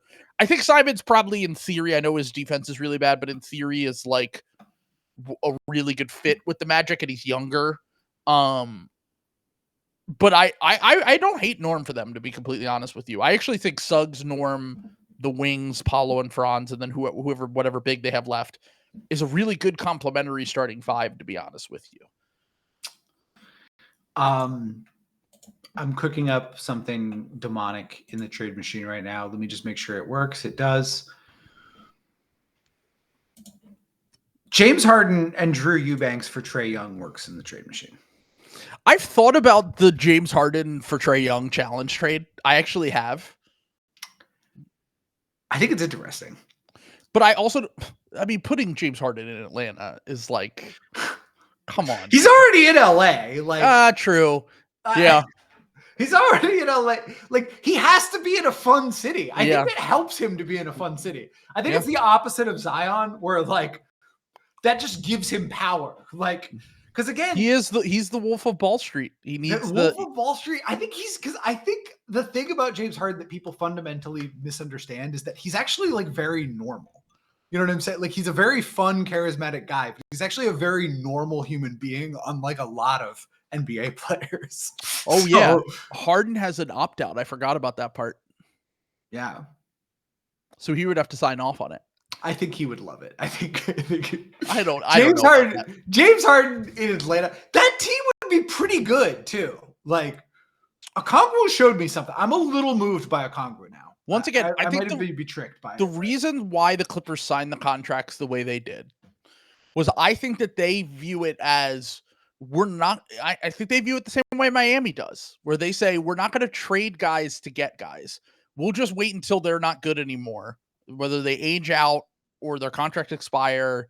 Maybe we trade them as an expiring, but we're gonna get cap space at some point. And are we sure Trae Young and the Hawks are going to come to an extension? Like, can we just try to do what Daryl Morey just did with Paul George, except for a younger player in his prime in Trae, and just get him in free agency in 2 years? I think that's the play that they're going to go for because they're so asset poor. Like? Yeah, I was going to say, what do their books look like? Because that would be the best bet, would be to do like free agency. I thought that they were like far away from that, but like 2 years from now, they have a team option on Bogdanović, and then the rest of their books looks like this: Chris Dunn at $5 million, Kawhi at $50 million, Derek Jones Jr. at $10 million, Zubac at $19.5 million, and then a bunch of salary they could easily get off. Yeah. That's $111 million, but the salary cap's going to be like $200 million. The salary cap will be way higher in 2 years. I guess after next year, they're kind of like out of that's it. Is it a player? It says team option for Bogdan on my thing. Yeah. So they could just waive that. Yeah. So they could trade him as an expiring. So I think that's actually less than that. I think they're actually under 90 there. Oh yeah, you're right. So they could get like almost $100 million in cap space in 2 years. Yeah, that's what you got to do. You just eat next year. That's not bad. I think you just try to compete next year, and then you go into the following offseason and you say, can we get one of these guys? Because I think one of the consequences of the CBA is going to be that these players that we don't think Brandon Ingram finally found a team, but I think it's more likely that we have Brandon Ingram reaches free agency coming up. The Brandon Ingram tier stars, the B, the C tier stars reach free agency. And the big markets, especially a team like the Clippers, are a team that could just be like, all right, let's buy low on this guy that, the league might have given up on, whether it's LaMelo or he's too far away from reaching free agency, but like Trae, there's someone that's going to hit free agency. Wow. I just got hello? Calling me from 2026. That's great. What happened? They waived Zion. That's crazy. And the Clippers have signed Zion Williamson? No way. Oh, that's the kind of thing that I think that they're waiting for. Yeah. Is that I think that they know that they can probably get one of those guys, because guys want to live in LA. They have this new arena. Like, they have things to attract people. They finally have their own space. Like, I do think that they made the right bet by going the way that they did last offseason, even if they lost in the first round of the playoffs. Like, I think they overperformed, if anything. I think they'll take a slight step back next year, but they have good depth. They've got decent veteran talent. Maybe Norm is the guy they trade. But for a team that has missed on every draft pick for a decade, except for Shea, basically, and then they traded Shea, they've figured out a way to keep the team relatively competitive in a really good Western Conference. Yeah. And it's at least respectable from that regard. The one thing that I wanted to say was, at some point during the offseason, we'll have to do this, but I guess that would be older. Would that be older Gen X, I guess, that time period? Like the Ben Simmons draft, Markelle Fultz, DeAndre Ayton, Ja Morant, Zion, like that. What happened there? Because that's like a stretch where like either the first pick or the second pick had some crazy shit happen, and we haven't seen a stretch like that in the draft ever before. We were just talking about this the other day. Kyle, turn the TikTok camera on. These are some players who grew up after the decision. This is 2010. These kids were 10 years old. and they were taking their cues from LeBron James. They grew up in the player empowerment era. And it changed them. It might have we needed Steph to come in and be selfless and amazing, and I love him and I want to smooch him. That's why I'm saying all these younger Gen Z guys, Amen Thompson, that guy really gives a shit. That guy really gives a shit. You know who he grew up watching? Nikola Jokic. He plays just like Jokic if he were a different race, athletic build, height, weight, from a different background, country, had a different favorite animal. Every player is somehow either Jokic or Tatum now. That's my favorite thing, where it's like all roads on the Bill Simmons podcast lead back to Jokic or Tatum. He'll do Curry every once in a while too, though. He'll do Steph every once in a while. Yeah. That's true. He does. I mean, and then he'll say, you know, what do you? If you don't like Steph, you don't like oral sex. Which cook, honestly. Yeah, I get it. By the way, a Steph stan, I understand. If anyone has any, you've got to go listen to Bill asking everyone else on the podcast why Chewbacca doesn't have genitalia.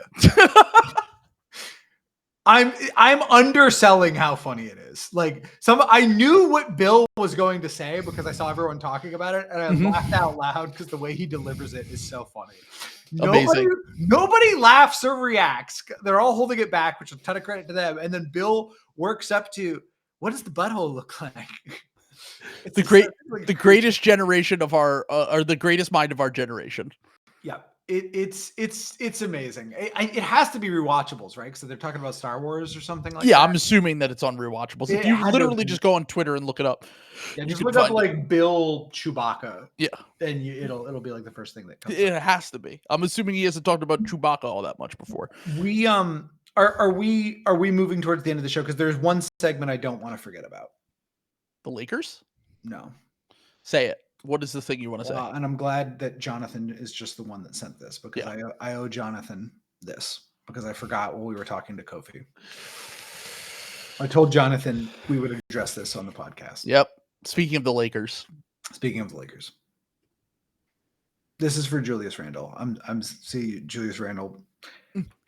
I'm signing the Julius Randle apology form. Not once. I feel like we're doing this too early now. I feel like he's going to suck at this. I don't want to jinx him. It's fine. I'm not signing it 3 times. I'm not signing it 4 times. I'm signing the Julius Randle apology 5 times. 5 times, because I've never. This is a guy who was unfairly slandered. He absorbed the sins of the vile Tom Thibodeau and the hateful Jalen Brunson. He's made 2 All-NBA teams, never really been paid like an All-NBA player, only getting $30 million every year. Never complained. Went to Minnesota, where weaker stars like Jimmy Butler threw a tantrum until they could leave, and didn't even try to help. Julius Randle slotted right in, immediately made his team winning basketball team, ingratiated himself to his teammates, did what he had to do. Looked across the photo, said, there's LeBron James, the greatest player in the history of the NBA, debatably. I am going to lock him up and defeat him in power forward combat. And decided that he was going to do that, and succeeded. So Julius Randle, this is my huge mea culpa. I owe you a huge apology, King. Jonathan was correct. I made a lot of fun of Julius Randle. I'm making the apology as loud as the disrespect. The best thing that you can do if you want to appreciate Julius Randle is watch a single Karl Anthony Towns playoff game. Yes.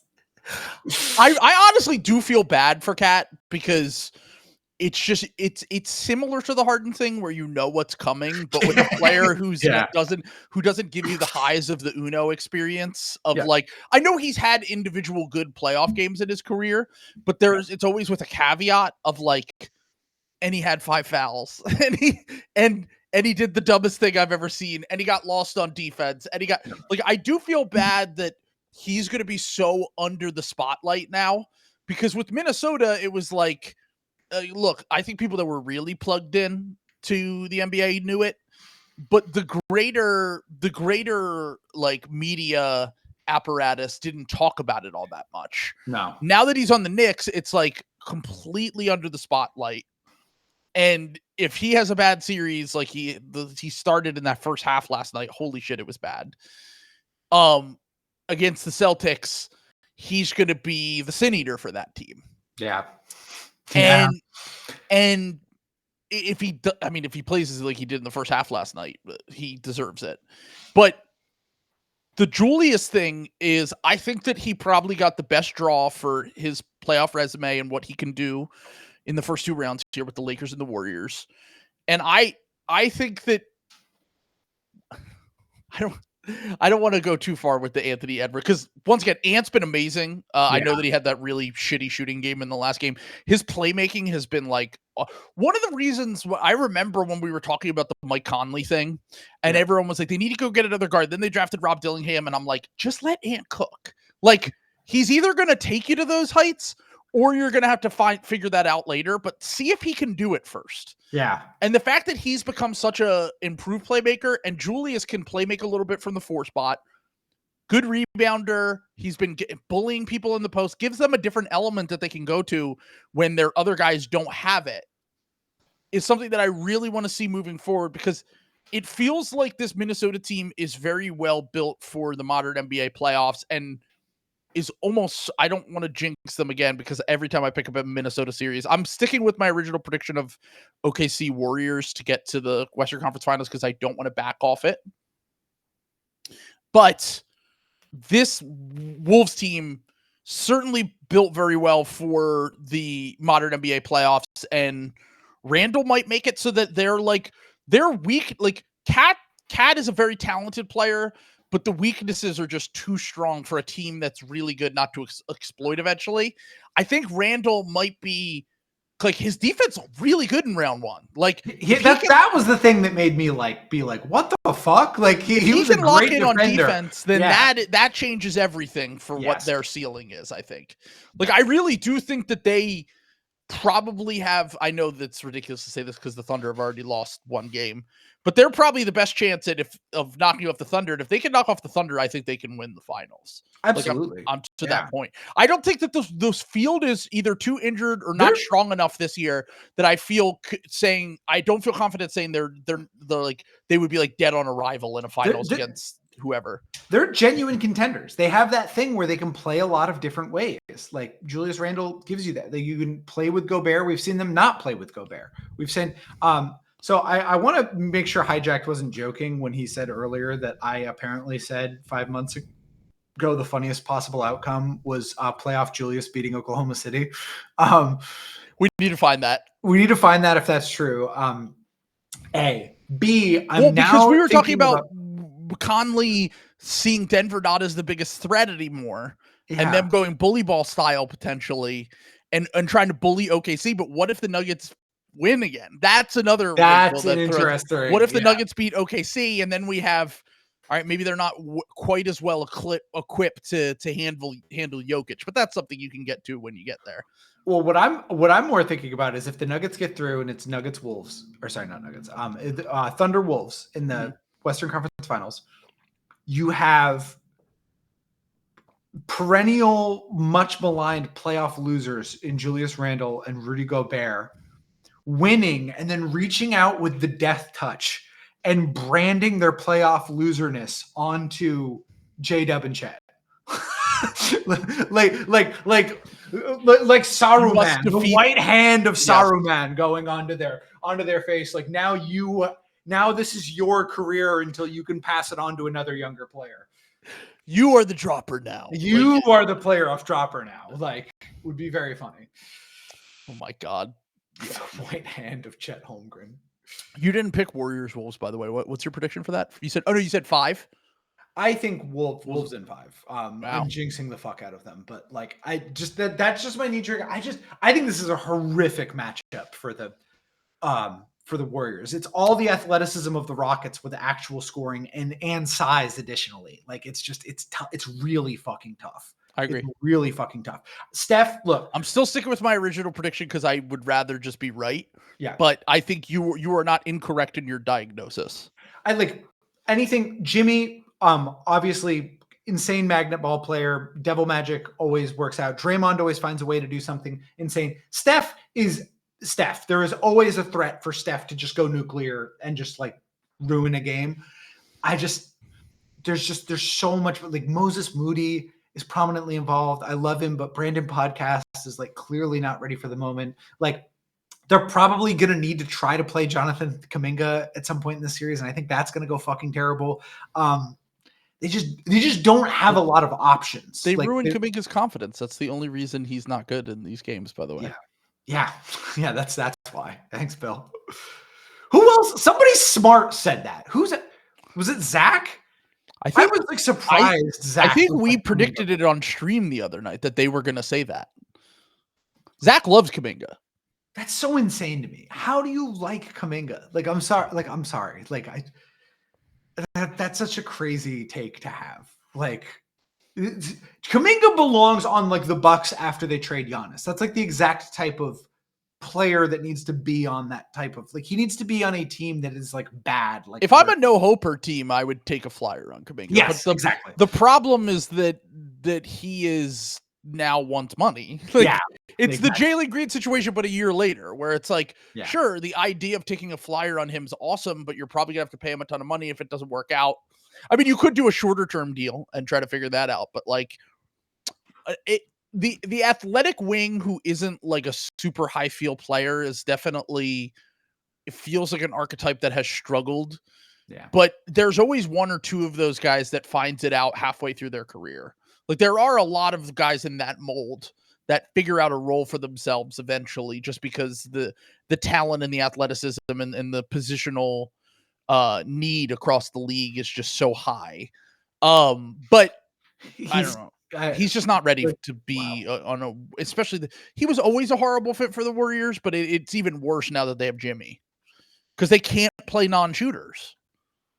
Like, you can't have Draymond, Jimmy, and sometimes Looney. Like, it's Steph, and then the occasional Buddy go-off game is all they have in terms of spacing. But like, I just think what is being said in the comments right now, there's never been a more Chicago Bull to Chicago Bull than Jonathan Kuminga.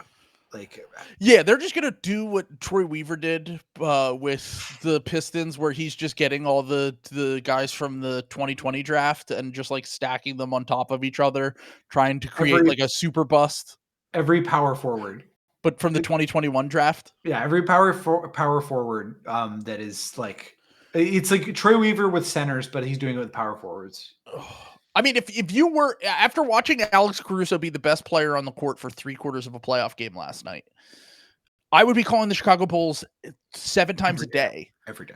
Until they just literally cave. How have the Magic not gotten them to like give him Kobe White? Like, I can't believe that would be that hard. Like, I don't know. Kobe's another guy that is 1 year left on a scam contract, and then he has to get I paid. would be shocked. I would be shocked if you couldn't convince Karnisovas that Jet Howard is good. Well, Karnisovas is the rare conservative GM who's also terrible. Because most conservative GMs just don't fuck up. Yeah. But he fucked up badly once and then is just consistently conservative ever since. And all of his conservative moves are also bad. I will give him credit for the Buzelis pick, though. That was a great pick. Great pick. That I would not have made. He was right.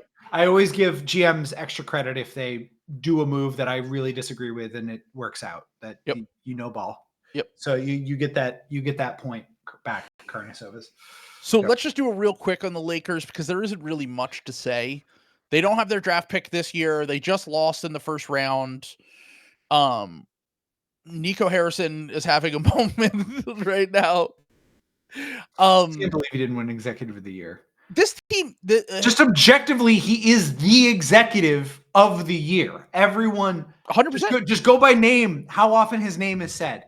This is his year. He is the main character of the NBA right now. Of the NBA, yes. Love him or hate him, you watch. The Pete Weber of the NBA. Yeah, I did it. You know, I'm number one. Who do you think you are? I am. That's right. If I were Nico, I would just become a heel. I say this about Paul George. Like, if I were Paul George, I would just be on social media tweeting a picture from a beach, like in Cancun or something, just being like, "Can't blame me," when the Clippers lost. I would be so petty, and like if I had money and all Ben this did fame. that. Do you remember when Ben did that? Ben Simmons did that with the Sixers loss, and he like tweeted like from his like. Ben didn't commit enough. That was the problem. It was funny that he did it, but it was he just took a picture of his TV and was like, basically the implication was there, like, can't blame me. But he should have went further with it. Then I would have appreciated it. Okay, we're like 2 minutes from like our at least what we have to. I have to get this off my chest.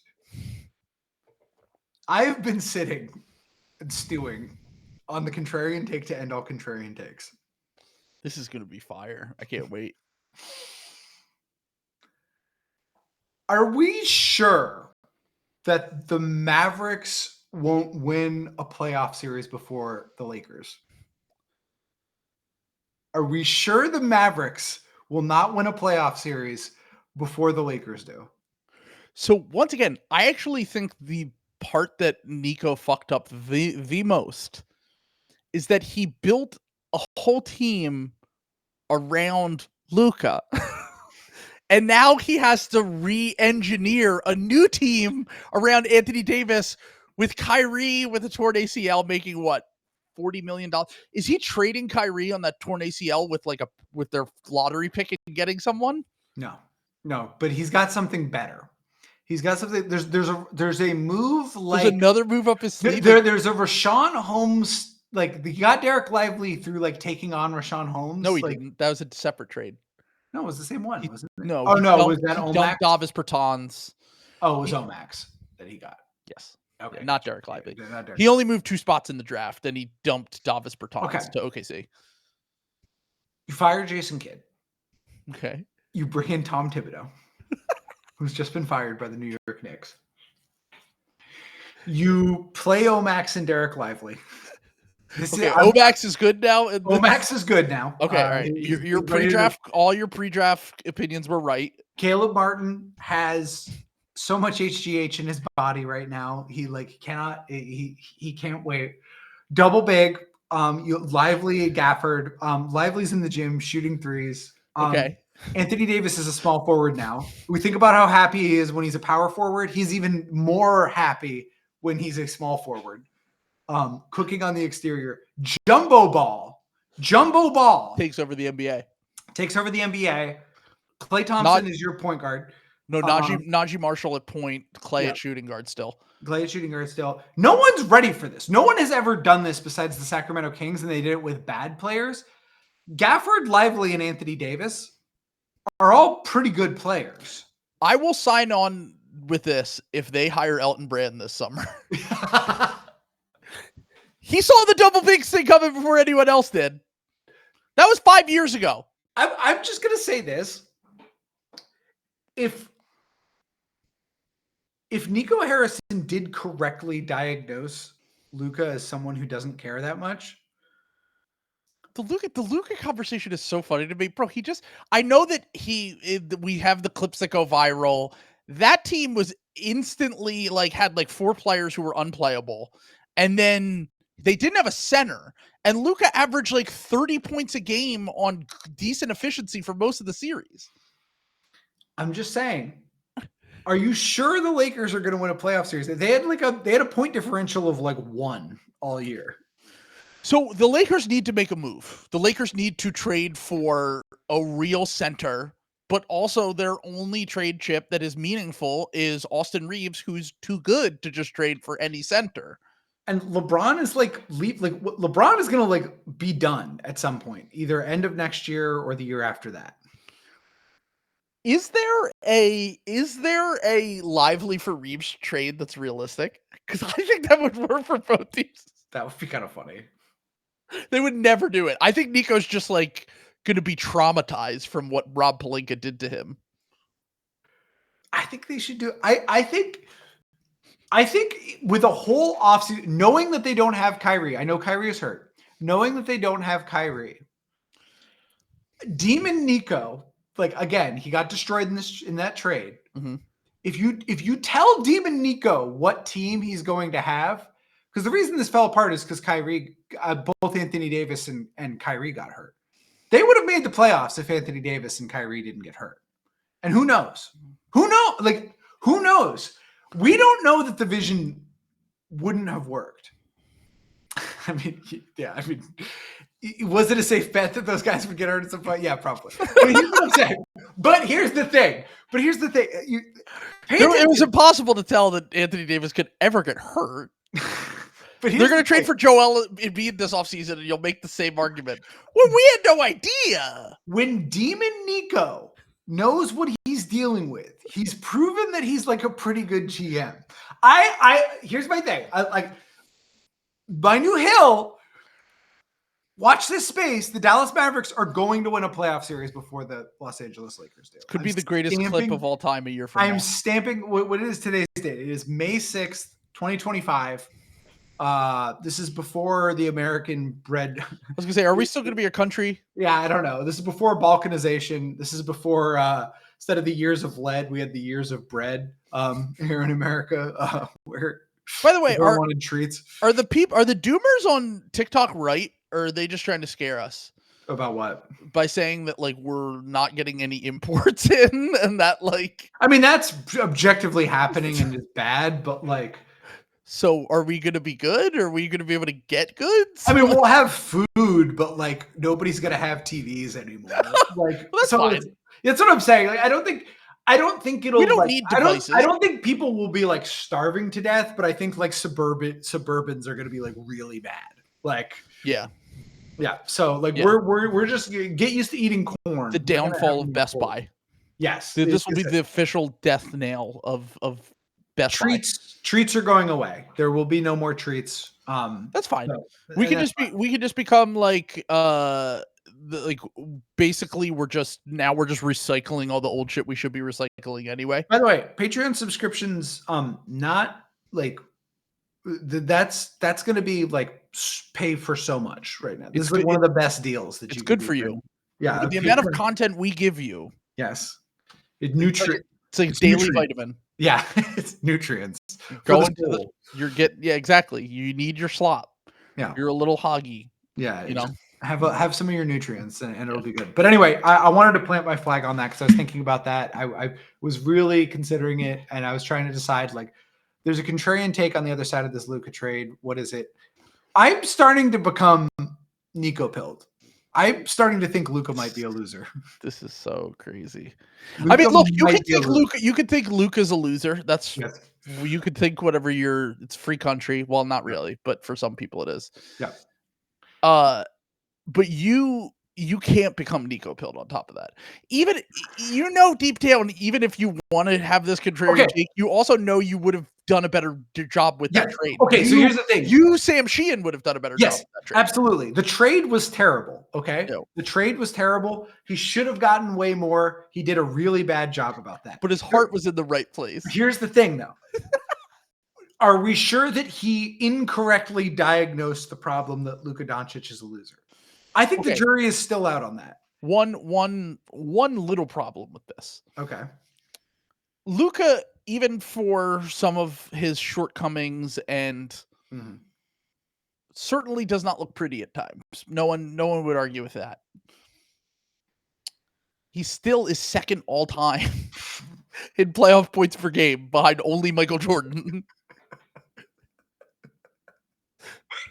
Like that's the list. They're the only players to score over 30 points a game in the playoffs. What are you laughing at? That's that? Look, sometimes you just have to laugh at the challenges that are put in front of you as a contrarian. You can power through it. Give me a little bit of time here, okay? Because I'll admit, that seems pretty bad. Nipples protruding aside. He looks disgusting. Here's the other thing. He looks disgusting. Okay. Second of all, Nico Harrison did a really good job as the Mavericks GM. Like outside of that, I'm still kind of not letting go of that. Like, sure. everyone has a stinker trade. His was just worse than. I mean, Sam, but all of the signs were here that he could eventually go down this path. Because we talked about the fact that all of his moves were just like, what? Like, holy shit. All right, you're pushing in all the chips. Like, damn. And then he got rid of the guy who wanted a few too many chips. I'm allowed to say that. Look, I'm allowed to be the guy who says that. Oh god. All right. Anyway, but I'm sticking to it. We'll check back in. Chat, set an alarm. 1 year. Let's see where the Dallas Mavericks are in the playoffs. If they made it, let's see where the Los Angeles Lakers are in the playoffs. If they made it, if they won a series. I'm looking at Luka's on-offs for the Mavericks this year. Yeah. In the Luka minutes, bro, they could have won the West. In the Luka minutes, they were a plus 9.3 with a 121 offensive rating. In the non-Luka minutes, they were a minus 3.6 and 113 offensive rating. And they fucking that's what must be driving them so insane, is because even if you think all that stuff, do it in the offseason if it proves to be true. Yeah. Like, you would have had a chance in the West. Yeah, I was gonna say Butterfly effect. Kyrie probably doesn't tear his ACL. But here's the thing, Trill. If they waited until the offseason and Luka had a bad playoffs, they might not have got as much for him in the trade. They couldn't. You could just trade him for Anthony Davis. They could have got like no draft picks. They would have had to settle for like a really injured guy who's kind of over the hill. All right, hold on. This is insane. Now, the in the playoffs, not quite as good. Not quite as good as the regular season for the Mavericks. Luka Doncic's on-offs. They had a negative 6.9 net rating in the minutes he didn't play. Yeah. In the 32 minutes that he sat during this playoff series, they had a negative 19.8 with an 88 offensive rating. Just for context, for like people who don't know, like the worst teams in the NBA, like the worst offenses in the NBA right now, probably like the Wizards are, probably like 106 or something like that. So that's 20 points per 100 worse than LeBron can't carry anymore. That's the other thing, is that I remember getting shit from people. I wouldn't even say shit. I think they were actually, some people were reasonable about it. Some other people were like, you're just being like, you're overreacting. Yeah. I don't think the Luka and LeBron fit is great. It's not. It's really not. And you're not getting anything for LeBron. And also, if you had a deep team, you could talk me into it. But the fact that they're both similar-ish players, that, once again, I figured they would be able to figure it out just because they're both really smart. They're both very talented. But if you're building around Luka Doncic, like, we already know how to build around Luka Doncic. The Mavericks did it. That's what's so funny, dude. It's like they had it. They had everything in place. I can't believe every podcast comes back to this. Raise my rent. Nico didn't ruin two teams. He saved Mavericks fans the pain of having to go to the finals 4 years in a row and lose every time. Nico's literally going to be at the press conference reading Bible verses you might not understand now, but soon you will. Whatever that quote is. Yeah. The one Jalen Hurts always says. It's so good. By the way, that picture of Future at the Met Gala, like, I gotta say, when I saw that, I was like, oh, that's cool that they let Lori Lightfoot go to the Met Gala like that. Wow. I've never seen Future without dreads. It's crazy. Yeah. Interesting. It's crazy. Also, question for you. Yeah. Somebody said he looked like Wanda Sykes. That's pretty good. Does Spike Lee get his Knicks fan card removed for going to the Met Gala over going to the Celtics Knicks game 1? He was at all the games in Detroit. I think if it's MSG, you know what I'm saying? Like, I'm not going to begrudge anyone for not going to Boston. Boston's not like it's not a good city to just look. Love New England. Just Boston is like a city, is like a very functional city. Let me just I put it thought that Spike way. was going to go. I really did. I thought that Spike would be there. Big series, first game. He went to all the games in Detroit. I think he did. And someone said Chalamet is the new Knicks Prince. Yeah. He even was on vacation watching it on his phone. I was like, He come was- on, yeah. you gotta get committed to it. Like, Well, if you're gonna be the celebrity Knicks fan, same issue with our stars, our like big super fans. Like, for example, Dave Portnoy was too busy sending children to Poland.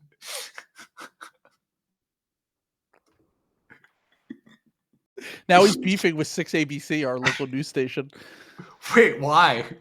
I don't know. I Yeah, could I not know, care yeah, less yeah, I was about gonna say, I anything don't- Dave Portnoy I, does. I was gonna say, I'm not gonna. I'm like, anytime I see his name, my brain just turns off. I'm like, please get this man out of my face. Okay. Yeah. But also, Dave, we are open to negotiating, by the way. Dave, I will. Stoolie Sheehan. Stool Sheehan. All right. It's a bit, guys. Guys, it's a bit that we're joining Barstool. Yeah, the 35 and being like, this year's smoke show of the week is Maddie. Oh, let's go, dude. Oh god. Oh yeah, did you see Devontae Smith's tweet No. during the game last night? Devontae's so funny because he loves the Jays and like he'll like go Oh, to the really? games and take photos with them, and then during the game he tweets like any of us. That's super funny. He just tweeted and said, "Get to the fucking rim." Last Is he night. I didn't realize he's a Celtics fan. Oh, he's a huge Celtics fan. Yeah. Oh, I didn't know that. Yeah. Devontae Smith. I was not familiar with your game. They went to game 1 last year. It was, I can't remember the crew, but there were a few Eagles players that went up for game 1 of the finals last year, and a bunch of Sixers fans were mad. But I also was like, the Sixers deserve this. Don't be losers. Yeah. Yeah. Don't do that. Yeah. Did you accept a Barstool job in exchange for Russillo on the pod? What's the drawback? What's the negative? What do you Both mean? good things. Yeah, what do you mean? Money. I finally get to be politically who I am at my core, and I get to hang out with Russillo. So I will reveal this piece of information because we're 2 hours and 15 minutes into the podcast, and if you're still listening, you're a real one. yeah. If you are, or when I was on Twitter, Trill literally just froze. That is so. Did I freeze? Sorry. You either you froze or I did. Maybe I got it No, wrong. you were still talking. I could hear you. Oh, okay. I think you froze, which was very funny because it was literally right when you said you started to explain it. It looked like Barstool killed you. Like it was awesome. What I was going to say was that when we posted the Russillo clip where we watched him tell the most embarrassing story of all time about one of his failed relationships, Pardon My Take like that TikTok. So there's a chance that Russillo has seen that clip. There's a chance, a small chance that he knows that they sent it to him. I think like at this point, I think Bill knows who we are. I'm pretty sure. Bill definitely knows of us. I don't think he knows like our names. Yes, I know he's seen our clips because he referenced one of them. It was a clip that I posted of him. Yeah. But he referenced that on the podcast once. That's right. With Halliburton. The Halliburton one. Yeah. He called Halliburton being good before the draft, and I cut that clip up like 2.5 years later. And that was one of his great calls. That was when he was still invested in the draft. He was good. He just decided to not care about it once the Celtics got really good. He still vibes a little bit. $1 million or dinner with Russillo, man. Like I'm just saying, like that's invaluable. You need a mentor. So I walk out of that dinner. I'm immediately befriending the next Will Kane. Boom. I'm in the Fox News. You're going to the moon. Yeah, I'm going to the moon with the media giants. Yeah. Which I'm not sure the moon landing was real too, if I'm going in that direction politically. Yeah. Why not? We should make that like our right-wing guy angle. Yeah. Because that's like a pretty harmless one. Like, yeah, all things considered. Like, yeah. For the right-wing Patreon, I would say moon landing conspiracy in the off season is a good one to start with. Yeah. But all right. We've been going for 2 hours and 20 minutes almost. I think that we can call it a wrap. That's good. By the way, less than a week until the draft lottery stream. Yeah. want to put that out there. We'll be here on Playback Draft Lottery stream. You do not want to miss that because it is possible that it is the last time you will ever see me. Yeah, the Trill's last day on Earth. Ooh, baby, do you know what that's worth? Another obituary podcast. So anyway, if the Sixers lose the pick, we will be having open tryouts for the new Trill Bro dude. So just Yeah, Sam is working on cloning me via AI right now, but yes. we have the technology. We're considering all our options. So we're creating a new Trill. Is coming up. I'm fucking with. I keep fucking up the gene sequence though because I'm trying to replace like the rap knowledge with like video games, and it like keeps coming out like fucked up. Like, oh, but also last thing before speaking of video games, yeah. If you didn't watch, if you're just listening on audio, go listen to the Kofi slot trial that I unlocked from the Patreon, which is only on YouTube right now. And that will stay only on YouTube. And then if you want the full episode of that, we did 2 hours talking with Kofi. It was great. Yeah. Shout out Kofi, Patreon. by the way. Because we expected Kofi to like leave because we had already like been doing an hour. Because he's normal. Because we were like, yeah, you obviously have like stuff to do, and he was like, no, I want to be there for the slop trial. Real slop head. Kofi. Yeah, huge. Yeah. No, shout out to Kofi. That was one of my favorite episodes we've done. So go check that out if you haven't already.